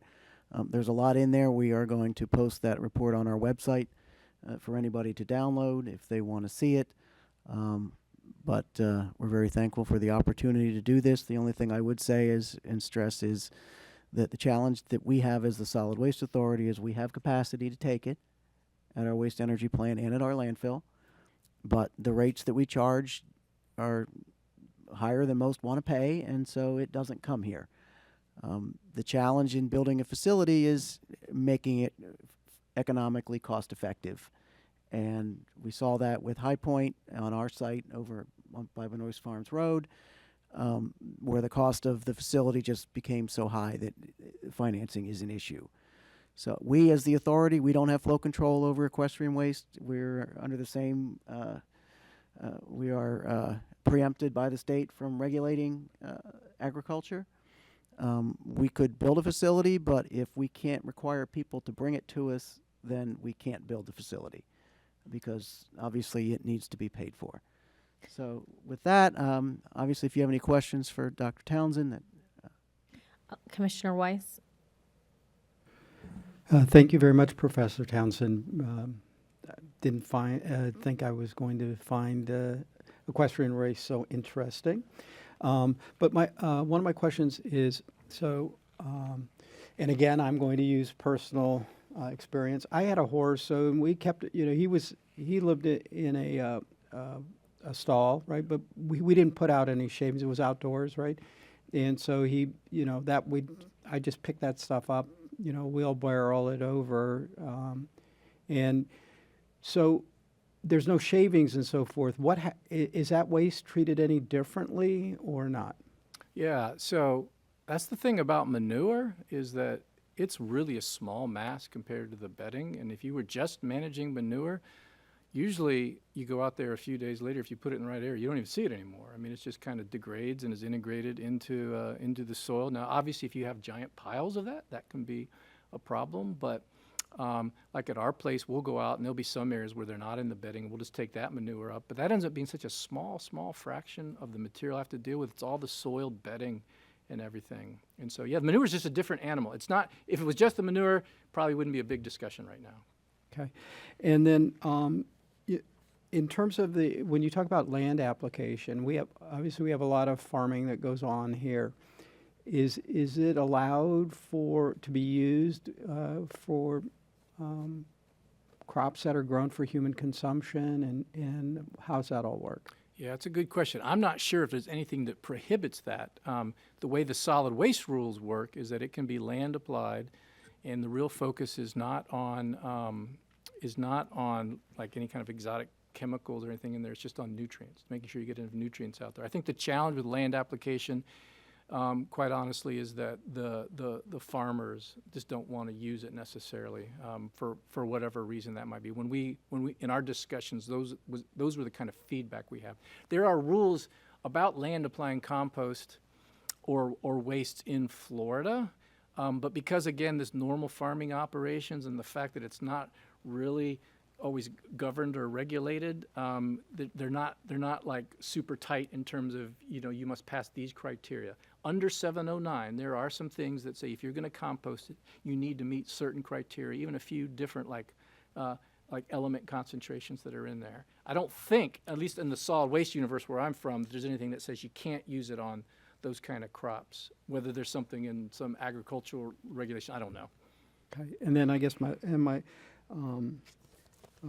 last question on this is, we have, and you spoke specifically about the Wellington area, where we have a lot of our horses during season come. And so I saw a recent news story about, and it's interesting because the people next door who were being impacted by this, I guess they're using a property as a transfer station out there. Yeah. And the people next door have horses as well, and they were concerned, I guess, because of the smells and whatever else of that. And my understanding from the art or the news story I read, that they weren't required to have, it was considered agricultural use or something like that, and so didn't have to get a permit, or they got a permit from DEP. I'm not sure. But the real concern would, and as you mentioned, was the runoff because we have obviously a lot of canals and so forth, and how, is that allowed to be managed, or who's responsible for that? Yeah, it's a good question. So, I've read some of those same articles. I'm not super in-depth into what that particular case is all about. But the idea is that you can have, I could imagine you have a property, we have horses, and you generate manure and shavings. You might manage that on site and not have much of an odor problem beyond normal horse odors, things like that. But if you're to pile that up, then that's where it starts to degrade. It can go anaerobic, it can have more odors, attract more vectors and things like that.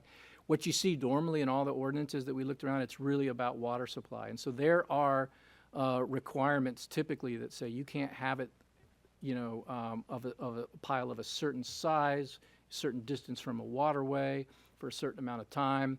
And so that's typically how that risk is addressed.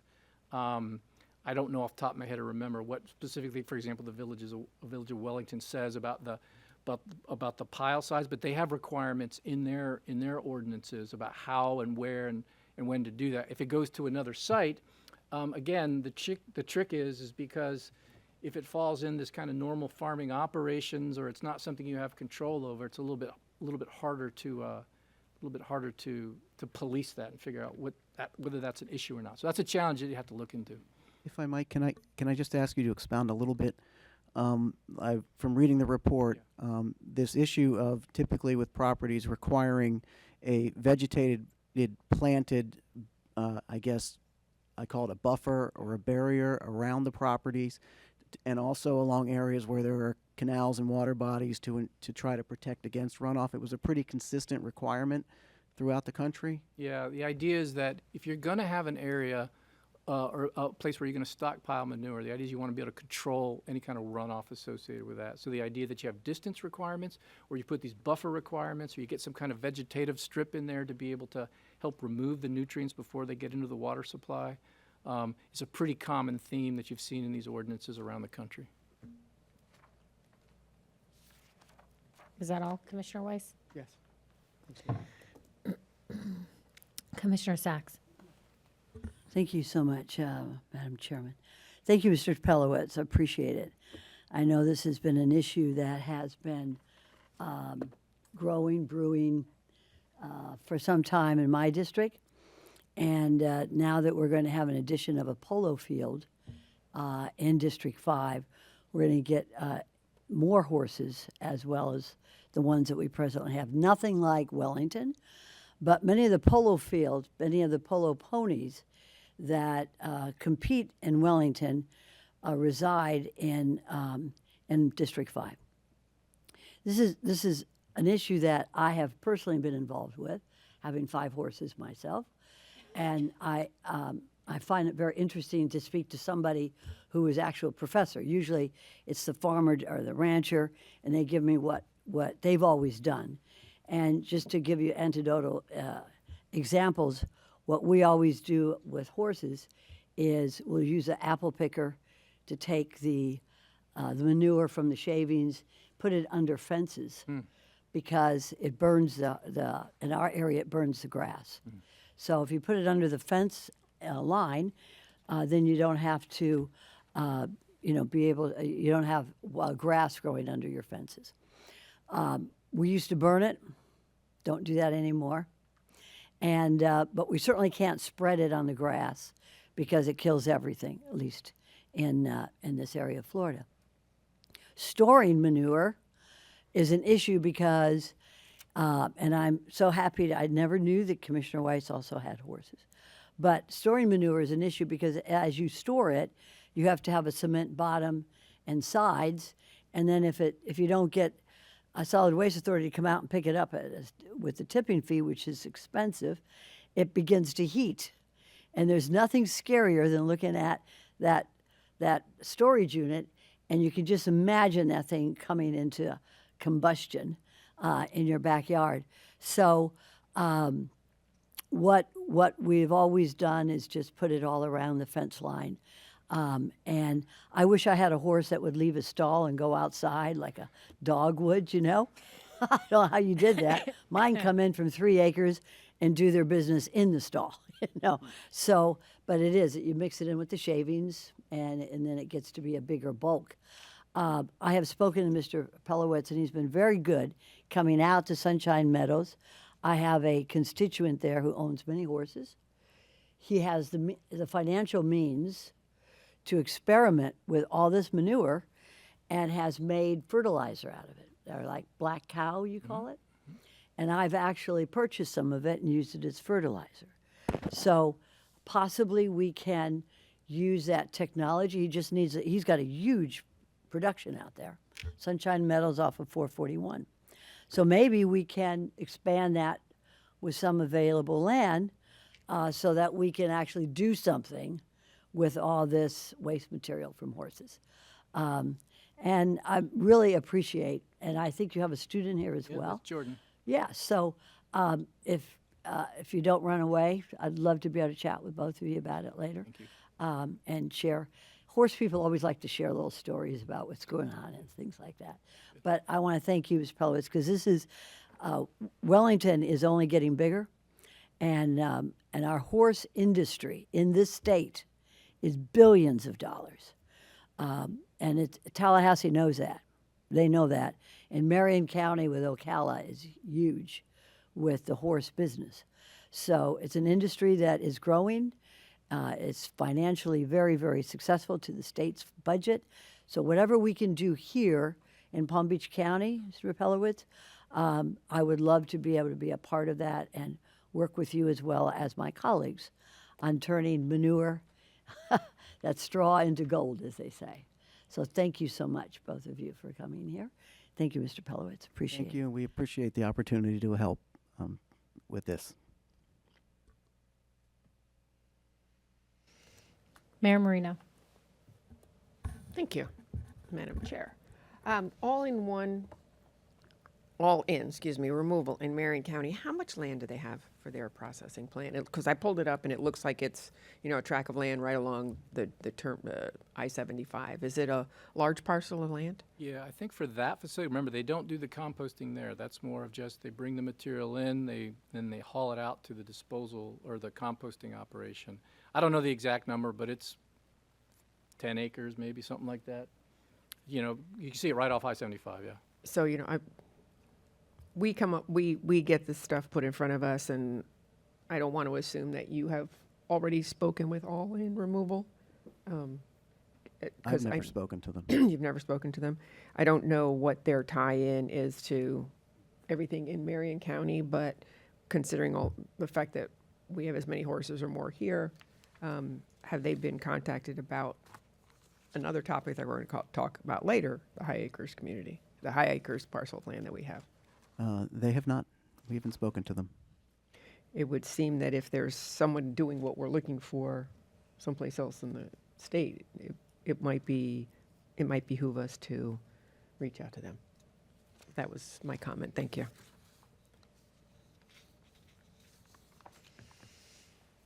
With no other lights. Any more questions? No more. Thank you. I'm going to add on to something that Commissioner Weiss was asking about, and it seems like a while ago now. But I have personally spoken to farmers who, even if it was the best product in the world, wouldn't take it onto their property. They already combat enough messaging problems in trying to message the idea that equestrian waste isn't what it is, and that it would not be harmful to food. People will never believe that. So that's why they won't use it on their property, spread it out, because of the messaging that is out there, which is why we're left with looking for a facility or some other solution, because they can't just take it out to these farms and apply it as needed. And that was pretty much all I wanted to say on that. I've dug into this quite a bit recently, and we're just trying to find solutions to what is a problem that's only going to get worse. Thank you.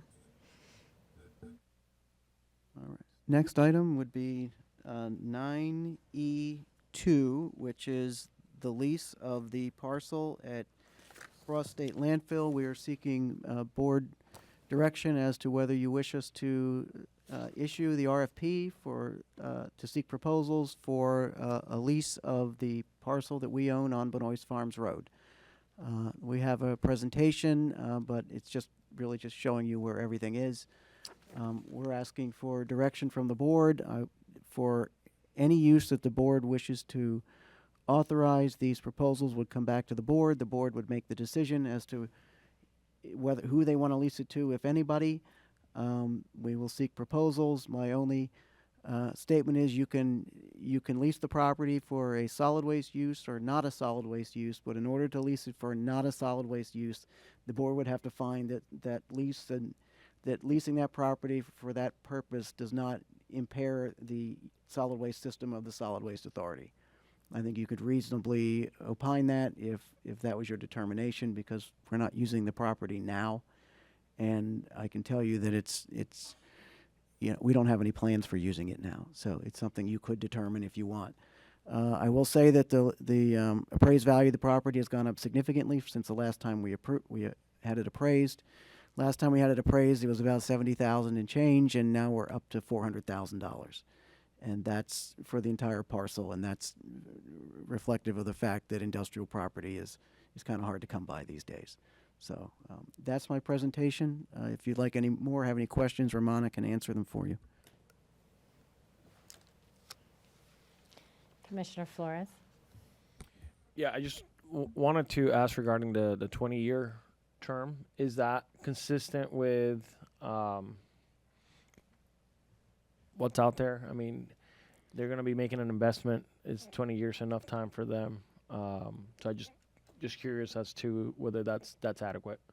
I think 20 years is a long time for the Solid Waste Authority to lock up property. But we understand that if they're going to make an investment, they need to be able to expect a longer-term lease. And that's, so 20 years is what we have. Obviously, I think we should accept proposals for shorter leases and let the board decide if they want to do that or not.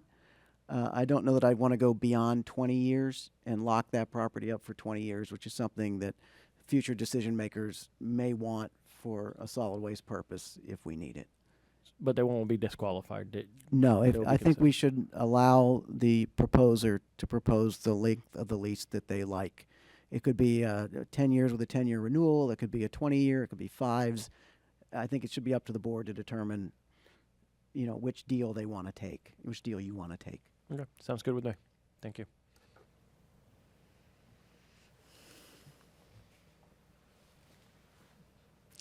The only, did you want to speak, Mayor? Put my microphone on. We've talked about this quite often. I think we should go ahead and issue the RFP. And as Commissioner Flores said, timing is everything. But tying up a property, if someone does the RFP and says, we'd like to do it for 40 years because we're going to invest X amount of money on a building, blah, blah, blah, I think it would be up to the board to be able to negotiate that. Yes, Commissioner. Thank you. I agree. It's actually one of the comments I was going to say. If somebody's putting in huge capital investment into it, they might need something longer, especially with, as you've previously stated, we have a high threshold of requirements to build an equestrian waste facility or composting or whatever kind of facility that may look like. So just keeping that in mind. Yes, that's correct. The zoning requirements on the property are pretty extensive. And forgive me, Lisa, I don't want to embarrass you, but I see that you're here. At some point, this might be something that might need to come to the board, just keeping that, on your radar. Thank you. Okay, so I'm just looking for a motion and a vote on the issuance of the RFP. So moved. I have a motion by Mayor Marino, a second by Commissioner Flores. All in favor, say aye. Aye. Any opposed? Please see that the motion carries 7-0. Okay, the next item is 9E3. This is a contract amendment with the operator of Renewable Energy Facility Number 2. I spoke about this with each of you in agenda review. The essence of this, among other things, is to change the outage schedule at REF 2 to better accommodate our operations in exchange for a reduction in the electric energy output guarantees by the plant operator. Ramana has a presentation he's prepared to go through, and obviously whether you need that or not is up to you. I make a motion to approve. I have a first by Commissioner Flores. Second. I have a second by Commissioner Sacks. All in favor, say aye. Aye. Any opposed? Please see that the motion carries 7-0. 9F1 is next. This is an authorization of a 90-day renewal of the Atlas Peat and Soil permit to allow them time to come into compliance with fire rescue on the installation of a dry hydrant system. And so that, Need a motion? Do we need a presentation? If not, I'll no, make a motion. if you don't need it, Motion to approve. I have a first by Commissioner Flores. Second. A second by Mayor Marino. All in favor, say aye. Aye. Any opposed? Please say that the motion carries 7-0.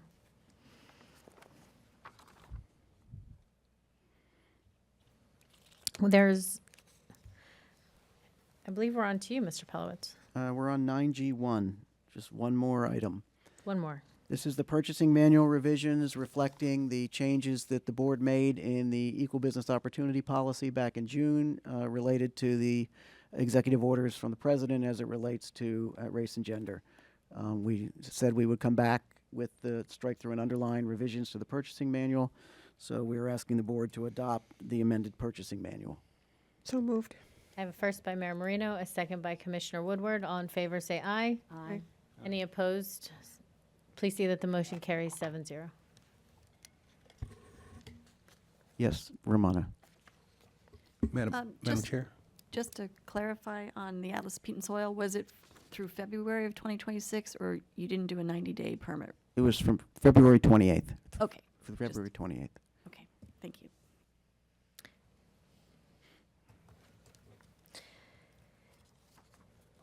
The purchasing manual, We just did that. I think we just approved Is- that. finished, so now, So that's the last item on the agenda. thank you. Comments by council? No comments? Comments by staff? I would just like to take the opportunity to recognize Byron Lassiter, who recently passed away. He was been a member of the Citizens Advisory Committee since 1986, continuously. His contribution to the authority is tremendous, his dedication to the CAC as well. We're going to come back at the next board meeting with, some sort of a resolution or something in his honor. But to spend that amount of time on an advisory board is exceptional. So, thank you. Thank you. Commissioner comments, I'll start with Commissioner Powell. No comments. Commissioner Sacks? Thought it was a lively, good meeting, good discussion. I particularly appreciate the professional opinion by our University of Florida, and want to thank you, Mr. Pelowitz, for that, and I look forward to a good budget year. Thank you. Thank you. Commissioner Flores? Yeah, I want to commend you guys for the presentation, Dr. Townsend. A lot of information I didn't particularly think I wanted to know, but it's extremely valuable for us to be able to make decisions up here. So thank you for you and your students for coming here today and doing this research. Wellington and the equestrian community is a big part of the identity of this county. So having a good understanding, I mean, the most I've done with a horse is pet it, right? That's about it. So, but it's important to be able to make decisions when you're informed. So thank you, and thank you for bringing them here to the board. Commissioner Weiss? Thank you. I just want to thank staff.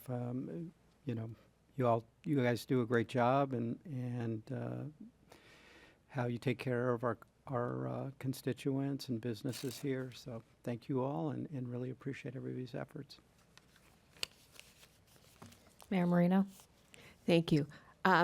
Love the display out front with the 6 cubic yards, and I would encourage all of the commissioners to take a picture with it and post it on their whatever Facebook page or whatever you do to get attention, because quite frankly, in your mind you have a vision of what 6 cubic yards is, but until you actually see it live and in person, it's 3 large refrigerators. I mean, and so I think that's great for people to know. Commissioner Woodward and I took a picture, and hopefully Sasha sent it to us so that we can post that. I do appreciate that. I have gotten a call from a lobbying firm about our RFP for the lobbying firm, including a small business, and got an indication that the federal RFP for lobbying does not include that. So is that something that the authority needs to include? So it's board policy. Obviously, our economic business opportunity policy has subcontracting goals in it for professional services. We include typically a 20% or more subcontracting goal in all professional services. That doesn't mean it's going to work in all cases. There may be unique circumstances. I mean, we'll take board direction on whether it needs to be included or not. I guess the question is, what was the specific concern that they had? The specific concern was, and this is not something that is unique to this. I've heard this before in all different kinds of areas, that trying to fill that 20% is almost like paying someone to stay home. And so actually the bid would be higher because now they have to put in a 20% set aside. So I'm just kind of winging it out here. This is a broader discussion, but if there are RFPs that are coming out in the future, it's the same as what we've done at the commission is let us know what the RFPs are. Let us look through it if we have any questions before you put it on the street. In the building of the RFP, let me say it that way. Because maybe there might be an instance where we don't want to do that, but it'd be tough once the RFP is already written. Does that make sense? Well, it's going to be, so typically, we don't operate the way the county does, because we only meet every other month. And so typically, we draft the RFP, we establish the award criteria, and we award the contract. That's typically, these things we don't bring every RFP or bid to you to look at. Obviously, in this case, someone who's a possible respondent is taking an issue with something in it, and I do respect that. It's really up to the board to decide whether, in this case, obviously you've heard something, so we're going to be looking for your direction as to what you want to do with this specific solicitation. I think their issue is they don't want to hire a subcontractor or a small lobbyist to assist them in our lobbying effort. Mr. Pellets, may I for a second? And I've heard similar things actually, where the requirement of a certain percentage does make some primes unfortunately have to leave some of their workers at home or not use them or not hire them so they can do so they can move forward with trying to bid on something. Was there ever a time where we had it as maybe in the RFP where they're awarded more points but not a requirement? I mean, yeah, you can always do that. They could submit a waiver, and then we can approve a waiver, but they're going to lose points. So yeah, it is an RFP, so there's going to be 15 points for their SBE plan and 10 points for local, and then experience and qualifications and price, typically. So if you want us to do that, it's just sometimes it's hard to overcome the loss of that many points. Right. In an RFP situation. The one thing I will say is, in this case, since there's board interest, we can bring that RFP back, the RFP results back to you for you to award it. We'll do the evaluation committee, but we'll bring it back to the board for the board to decide which firm you want to use. Thank you. Does that make sense? Yes. So we'll leave it the way it is, but allow you to make the final decision. Thank you. Thank you. Along Vice- those lines, Madam Chair, Sure. Commissioner Powell? I think we also need to really take a look at that. I kind of understand what you're saying, Mr. Pelowitz, and it goes right back to this purchasing guide or handbook we just went through, where all of the language related to SMWBE has been swapped out for SBE. So, if we've swapped it out for SBE and there are certain percentages that are upheld, if there's 20% that somebody has to deal with, I'd like to make sure that we're kind of following what we've now put in place.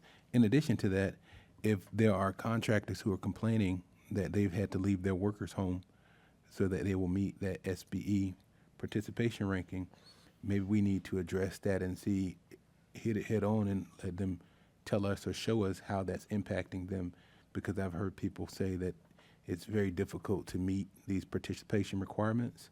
So let's look at that and let's see why. But if we have made a concerted effort to get rid of MWBE and all those things related to the ordinances that you indicated, the order from the president, then what we have secured, we need to make sure that by the people who we serve, that we're diligent in securing what we have left in place.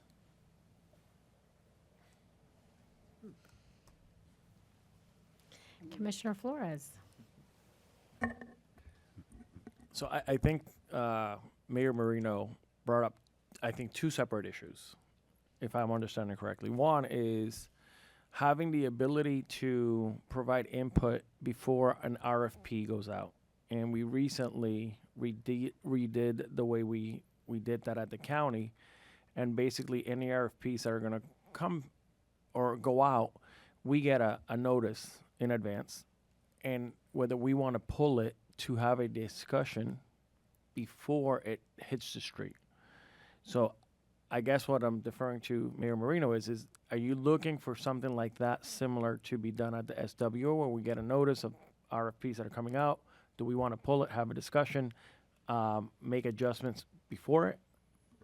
I would guess that probably 95% of the RFPs that come out from here will just say, yes, go ahead. You know, but it goes back to having input. Right. And if there is something that we deem to be important that we have our input, then we need to make sure that's in place. And that was what I was referring to when I said this particular proposal. The second point was, do people that are bidding on an RFP, do they have to increase their price to accommodate having a small business? So in the end, we're paying more to accommodate a small business as a component of the bid. So that's what, it's like if you didn't have to hire a small business, what would your fee be? But if you have to hire a small business to help do the work, what is your fee? Right. I mean, and from what I've heard, sometimes a lot of people are, well, we know that that's a requirement. We want to get the points. So our bid is higher because we have to incorporate that into it. That's how I don't know how fair that is, because then we are passing that cost on to what our first discussion was today. Right. So that is where I am. Is that clear? That's clear as glass, actually. Right. So, but it's, I guess I wanted to make the point, it's two different issues. It is. It was two totally different issues. Right. And yes. so in regards to that first issue regarding having input into the RFP before it goes out, I totally agree. I think we should have the right to pull the RFP if we see we have questions or we want to make adjustments, which we had that exact same thing happen yesterday. So I agree with that. And then in regards to the second point, I am a fan of helping small businesses. If it increases the cost, then I don't know how much. So I would be in favor of providing additional points if they're able to utilize a small business incorporated into that as a prime rather than it is a requirement. But another component of it is I want to give work to local businesses. I think that should be, I think we should always give more business to the local team, because it doesn't matter if you're a small business, but you're out of, I don't know, let's say Georgia. The money's not staying here. The money is going somewhere else. So I think that's a component that I'm big on and key to. It's not just giving a small business the work, it's giving the local business the work, because we want to continue to enhance our small businesses here in the county. So I think we're making a great point in how we get to that end goal, but it should be about helping small businesses and the local business without affecting the ultimate pricing. Right. And so our program is to qualify for small business points, they have to be local. So they have to be a local SBE in order to qualify for SBE points. And then we also have local points for the prime being local. If you want to, maybe the best thing to do would be for me to bring back our EBO policy at the October board meeting, have everyone look at it, and maybe there's some language and relaxation in there that we can do to address the issues that the board is concerned with. Because the procurement policy is the board's policy that I'm required to follow. And so I want to make sure that if we're going to add nuances to it, that they're board authorized and I know what our staff is supposed to be following. With respect to the RFPs, is it the board's request then that all these RFPs go on an agenda before they go No, the out? clarification of that is, you send them out to us in advance. We look them over. If we don't have any questions, you give us a time frame to answer. If no one has any questions, then the RFP goes out on the street. All right, that's fine. And That absolutely, and that'll that's the work. policy that we're doing now at the board. Is that I think believe our we window have is 10 days. Our window is 10 days. And if we but- don't get back to you, then you can assume you can just move forward. That's perfect. That'll work just fine. This way, instead of having an hour-long discussion about something, we've already taken care of it. Absolutely. That'll work just fine. Commissioner Weiss, did you have a question on this topic or a statement?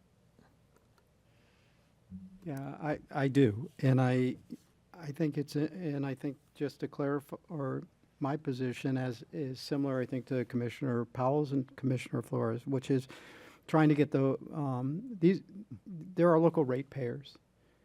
And to have them be able to participate in this business, I think is really important. And for a small business to be able to, there's never going to be a way for them to be able to compete.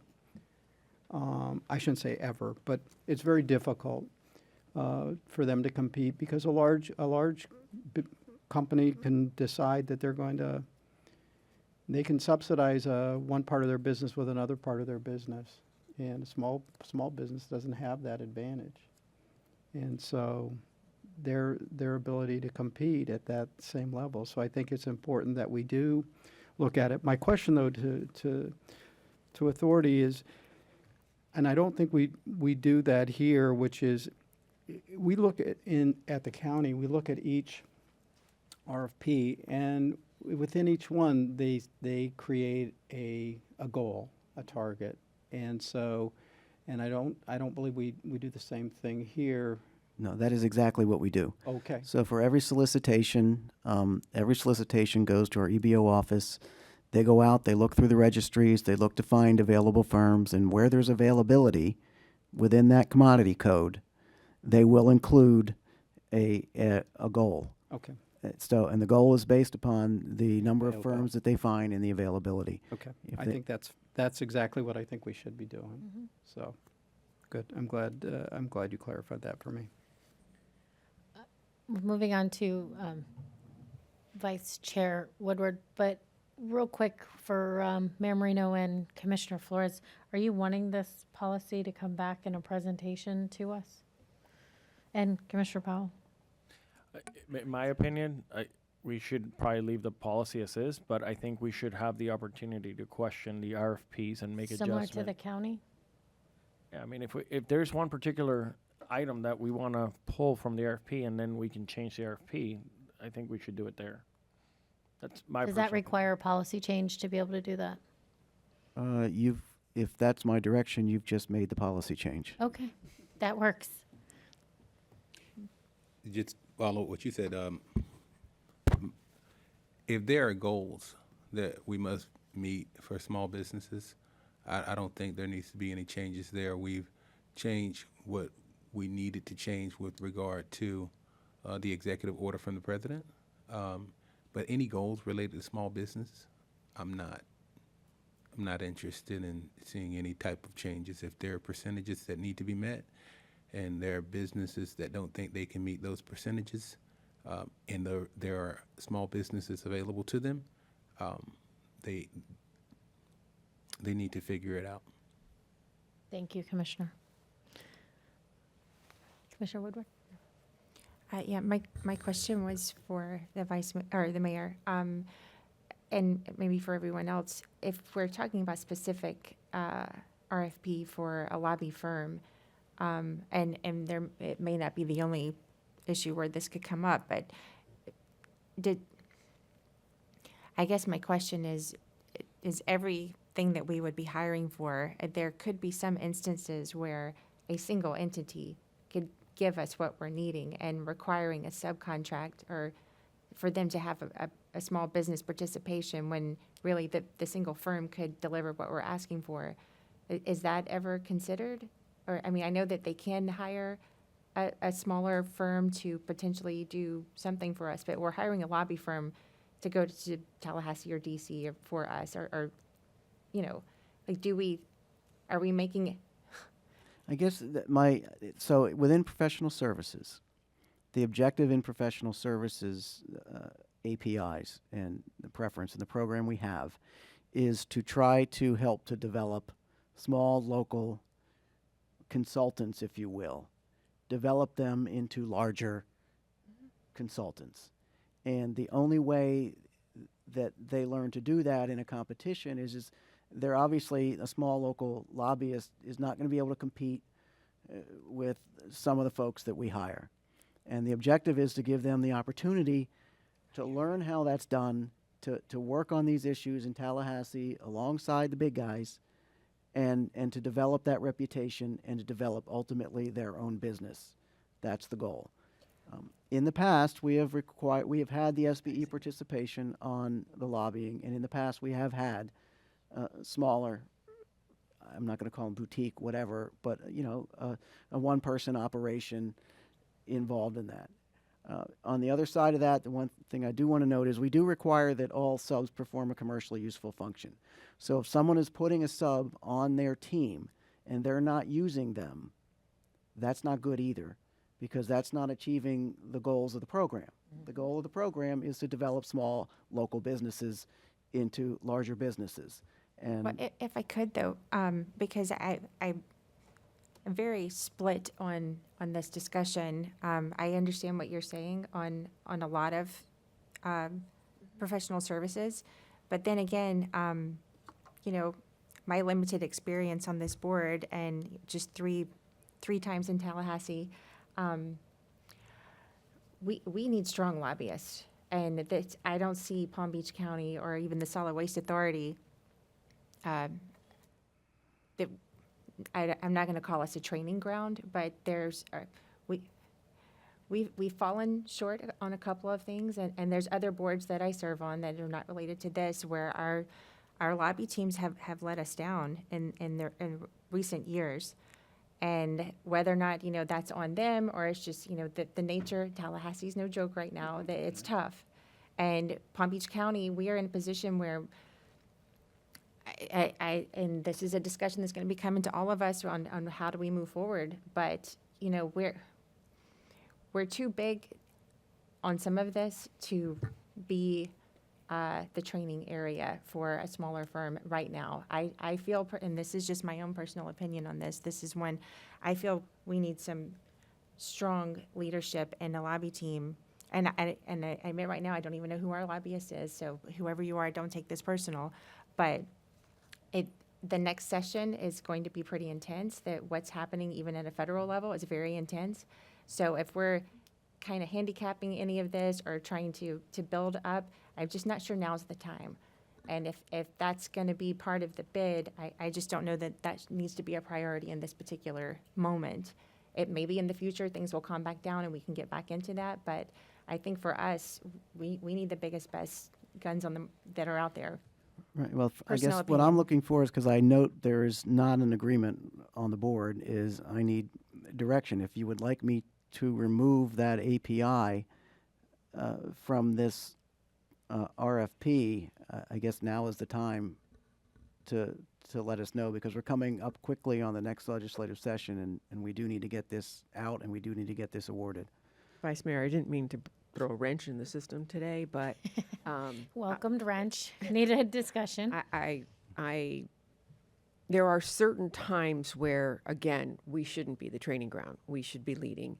And there are certain times where we need as many tools in our toolbox as possible. And I hate all these cliches and whatnot. But I think what it sounds like and what I was getting at was that I don't want to hire a lobbyist who is not using 100% of their team. If they're using 80% of the team, then their bid should be 80%. There should, here's my bid. If I'm just using the folks that I have in my office, here's my bid. If I have to hire outside representation for 20%, here's my bid, and it's 20% higher. We're passing that price. It's two things. It's a double-edged sword. One, we're passing that price on to our consumers if they have to charge us 20% more for the bid. Two, we're not doing those, as you said, we're not they are not building that small business if that small business isn't contributing. So it's up to the rest of the board, but I almost would like to see in the bid proposal if we're just using our in-house staff, the proposal is X. If we're using our in-house staff and we have to hire outside and we can't offset that work, our proposal is Y. Maybe that's the answer, I don't know. This one is clear as mud. I have some lights on. Commissioner Flores? Yeah, so once again, I think we need to take this one item at a time, because what we're talking about is specifically lobbying. Correct. So, changing the whole program or the rule for lobbying doesn't make sense. So it should be on a per case basis. So I am a big fan of giving small businesses an opportunity to grow. Should they be the training ground on every opportunity? No, I think we should look at it one case at a time. But that's the issue that we have when we don't provide these small businesses the opportunity. What we were talking about yesterday about my speed humps. When we don't have competition in the marketplace, it's very easy to dictate the rate because there's no competition in the marketplace. So when you incentivize or you give a small portion to a smaller business, and it might not be for lobbying, it might be for other things, it does help that company sort of get up and running and be able to contribute too. What we're seeing, and I'm getting off topic here, but in the roads, there's only like 2 or 3 providers. So there is a massive delay in all of the, whether it's the state of Florida, whether it's the county, whether it's the local municipalities. That's what happens when there is a lack of competition in the marketplace. So I am a big proponent of helping small businesses continue to grow and expand by giving them a small portion. When it comes down to this specific, maybe we should break out the RFP. I think Mayor Marino mentioned this. If they're going to do 80% of the work, let them bid for 80% of the work. And if you want to give 20% of the work to a small business, let them bid for that. And if we don't like what we find in that 20%, we give it to the original. So this is on a one case basis. I know I'm sort of circumventing the RFP process. But in that particular issue, when it comes down to lobbying, then I'm okay with looking for the best person to help the county move forward. I don't want to change the entire ordinance about the 20%. In this particular case, I would be okay with it. Can I offer up an alternative that might, I think, be acceptable? Let's put the RFP out. We'll take out the points for the SBE firm, but the board will see those who wish to submit an SBE participant. They submit it as part of their team, and the board will see that. And then you can score these as any way you want, and because it's an RFP, you can award the contract to whichever firm you want. So you'll see a base RFP proposal with, experience, qualifications, price, and local, and there won't be anything for points for the SBE team, but they submit the SBE team, and then you can make a determination as individual board members as to whether you favor that proposal over the other one or not. I'm okay with that. I think that sounds fair. Commissioner Powell and then Commissioner Sachs. Thank you.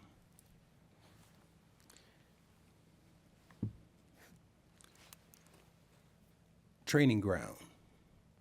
So let me break this down. As someone who has come directly out of Tallahassee as quickly as last year, I spent most of my day in Tallahassee meeting with lobbyists on one thing or another. So my experience in Tallahassee is much broader than, minimal.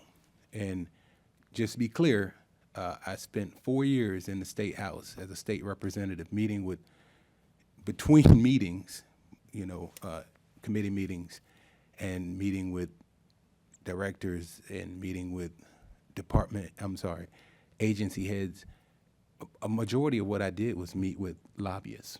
And then I was a state senator, which meant I had more meetings with lobbyists and department heads and higher level, department heads, agency secretaries and directors. And so we met with lobbyists quite frequently, and the Senate president and the Speaker of the House, and all that comes into play. Sometimes, I'll tell you this, your lobbyists who you hire are gonna fall short. It depends on what's available in the budget.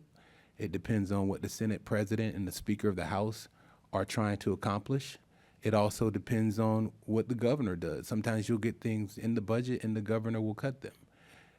It depends on sometimes who's carrying the item in terms of funding, the appropriation request, and who else is advocating for it. And it sometimes depends on who the lobbyist also has on their team. But when you start talking about a training ground, I can tell you from meeting with lobbyists all day, sometimes some of these bigger lobby firms are not looking to give opportunities to small businesses. And there's not a big lobbying firm, and I can list about 10 to you if you want, but I don't want to give anybody any free publicity. But there are some lobby firms that nobody puts 100% of their lobbyists on one particular issue. I can tell you that they especially the larger firms, they're not using 80%. They may be using 2 lobbyists on this particular issue, whether it's school or this. And I knew them personally because you build relationships. But some of those lobbyists, some of those smaller lobbyists in Tallahassee who may be from Palm Beach County or from other areas are not going to get an opportunity, especially if you say, we don't have to give them an opportunity, then they're not going to get the opportunity. So as someone who's coming fresh out of Tallahassee, as recently as 2024, I can tell you that anything that would negate opportunities for small businesses, I'm going to be against. I'm going to speak loudly and firmly against that, because we have an opportunity here to help create business, create opportunities for others to build businesses. And in Tallahassee, as recently as a couple years ago, we passed a ban on lobbying for individuals who either came out of an elected office, whether it be the legislature or the county, to even lobby for 6 years. So we've continued to make it more difficult. And I can tell you from sitting on these boards, some of us know more of the people and know more of the inner workings of government than the people who we have lobbying for us. But with these bans, those of us who have done it, and I'm not looking to be a lobbyist 2 years after I leave, maybe, or 6 years, but with these bans, you're dissecting opportunities. And Senator or Commissioner Sachs can tell you, because she sat in Tallahassee for a long time like me, what we do in Tallahassee, we meet with people all day. There's not a lobbyist you can pick that's going to guarantee you that they're going to get the job done. They will try, and your senator and your state representative will try. They will meet with the president. They will meet with the speaker, but there are no guarantees in Tallahassee. That's just the nature of the beast, and it's going to get more difficult. It's just where we're going. But we have an opportunity to fix it and create the next generation, or create business for those who can learn how to do this and do it better and be in the room. But if you're never in that room, like I can tell you right now, nobody can tell me about the Senate like I can tell you about the Senate. Mm-hmm. Nobody can tell me about the State House like I can tell you about the State House, because I've sat in those rooms. I've sat with the Senate president. I've sat with the Speaker of the House. I have sat with the governor. So I understand from that viewpoint, from driving to Tallahassee and flying to Tallahassee. But Tallahassee is a different beast. When we start talking about lobbyists, this is a much broader conversation that has to be looked at from a comprehensive approach. You can't look at it from, well, my experience is I've been up there 2 times. I've been up there. I've spent years up there, right? And I've neglected my family to be there, and I've dealt with the people, and I've seen people bring lobbyists into my office, and it's been the same lobbyists over and over again. And sometimes have been disappointed because I've talked to other lobbyists who've said they don't give us an opportunity. They don't speak to us. These are things, these are real, and we have an opportunity to impact that. And shame on us if we don't. Well, since I brought this up, let me just say this. I do like what Mr. Because I think we're on discussion, and I didn't mean to get us so off topic here, but I do like the suggestion that Mr. Pelowitz made. And then it will be up to us as a board to decide who we give the contract to. Commissioner Sacks. Thank you so much, Madam Chairman. I agree with Commissioner Powell that Tallahassee is its own beast. And I think that we have met with lobbyists from a one-person office, and they do extremely well. And there are lobbying firms that have 20, 40, 50 people in them, and they're really not worth their salt. I think what we want here, and we all agree, is the best, most aggressive, tough warriors to advocate for us. That may be one person, that may be 100-person firm. But the most important thing is that they're going to lobby for us, and they're going to be tough as nails. So let's take a look at who wants this incredible job and opportunity to lobby for us, and because we are the best county of 67, we'll take a look at it and we'll choose accordingly. So I agree with, I think there isn't anybody here who will say that the best is necessarily the number of people. I like to see a little teeth in whoever it is who we hire. So let's see what we have. Thank you. We're the best. So the last, did you have any more comments? Okay.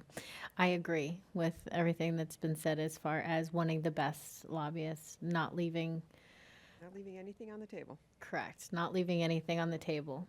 To Commissioner Powell's point, it's not always, I think, the largest company either. How are we determining if a lobbying firm is large or not? Well, it's an RFP response, and so like I said, I will bring, the responses will come back to you, and you as the board will determine who you want to be our lobbyist. Okay. It's pretty appropriate, I think, that we will ask for a small business plan that they should each submit. They can, I guess what I'm understanding now is, at least with most of the board, is that will be an SBE plan. There won't be points associated with it, but that the board can make the decision in considering their whole plan, whether that's who they want to go with or not.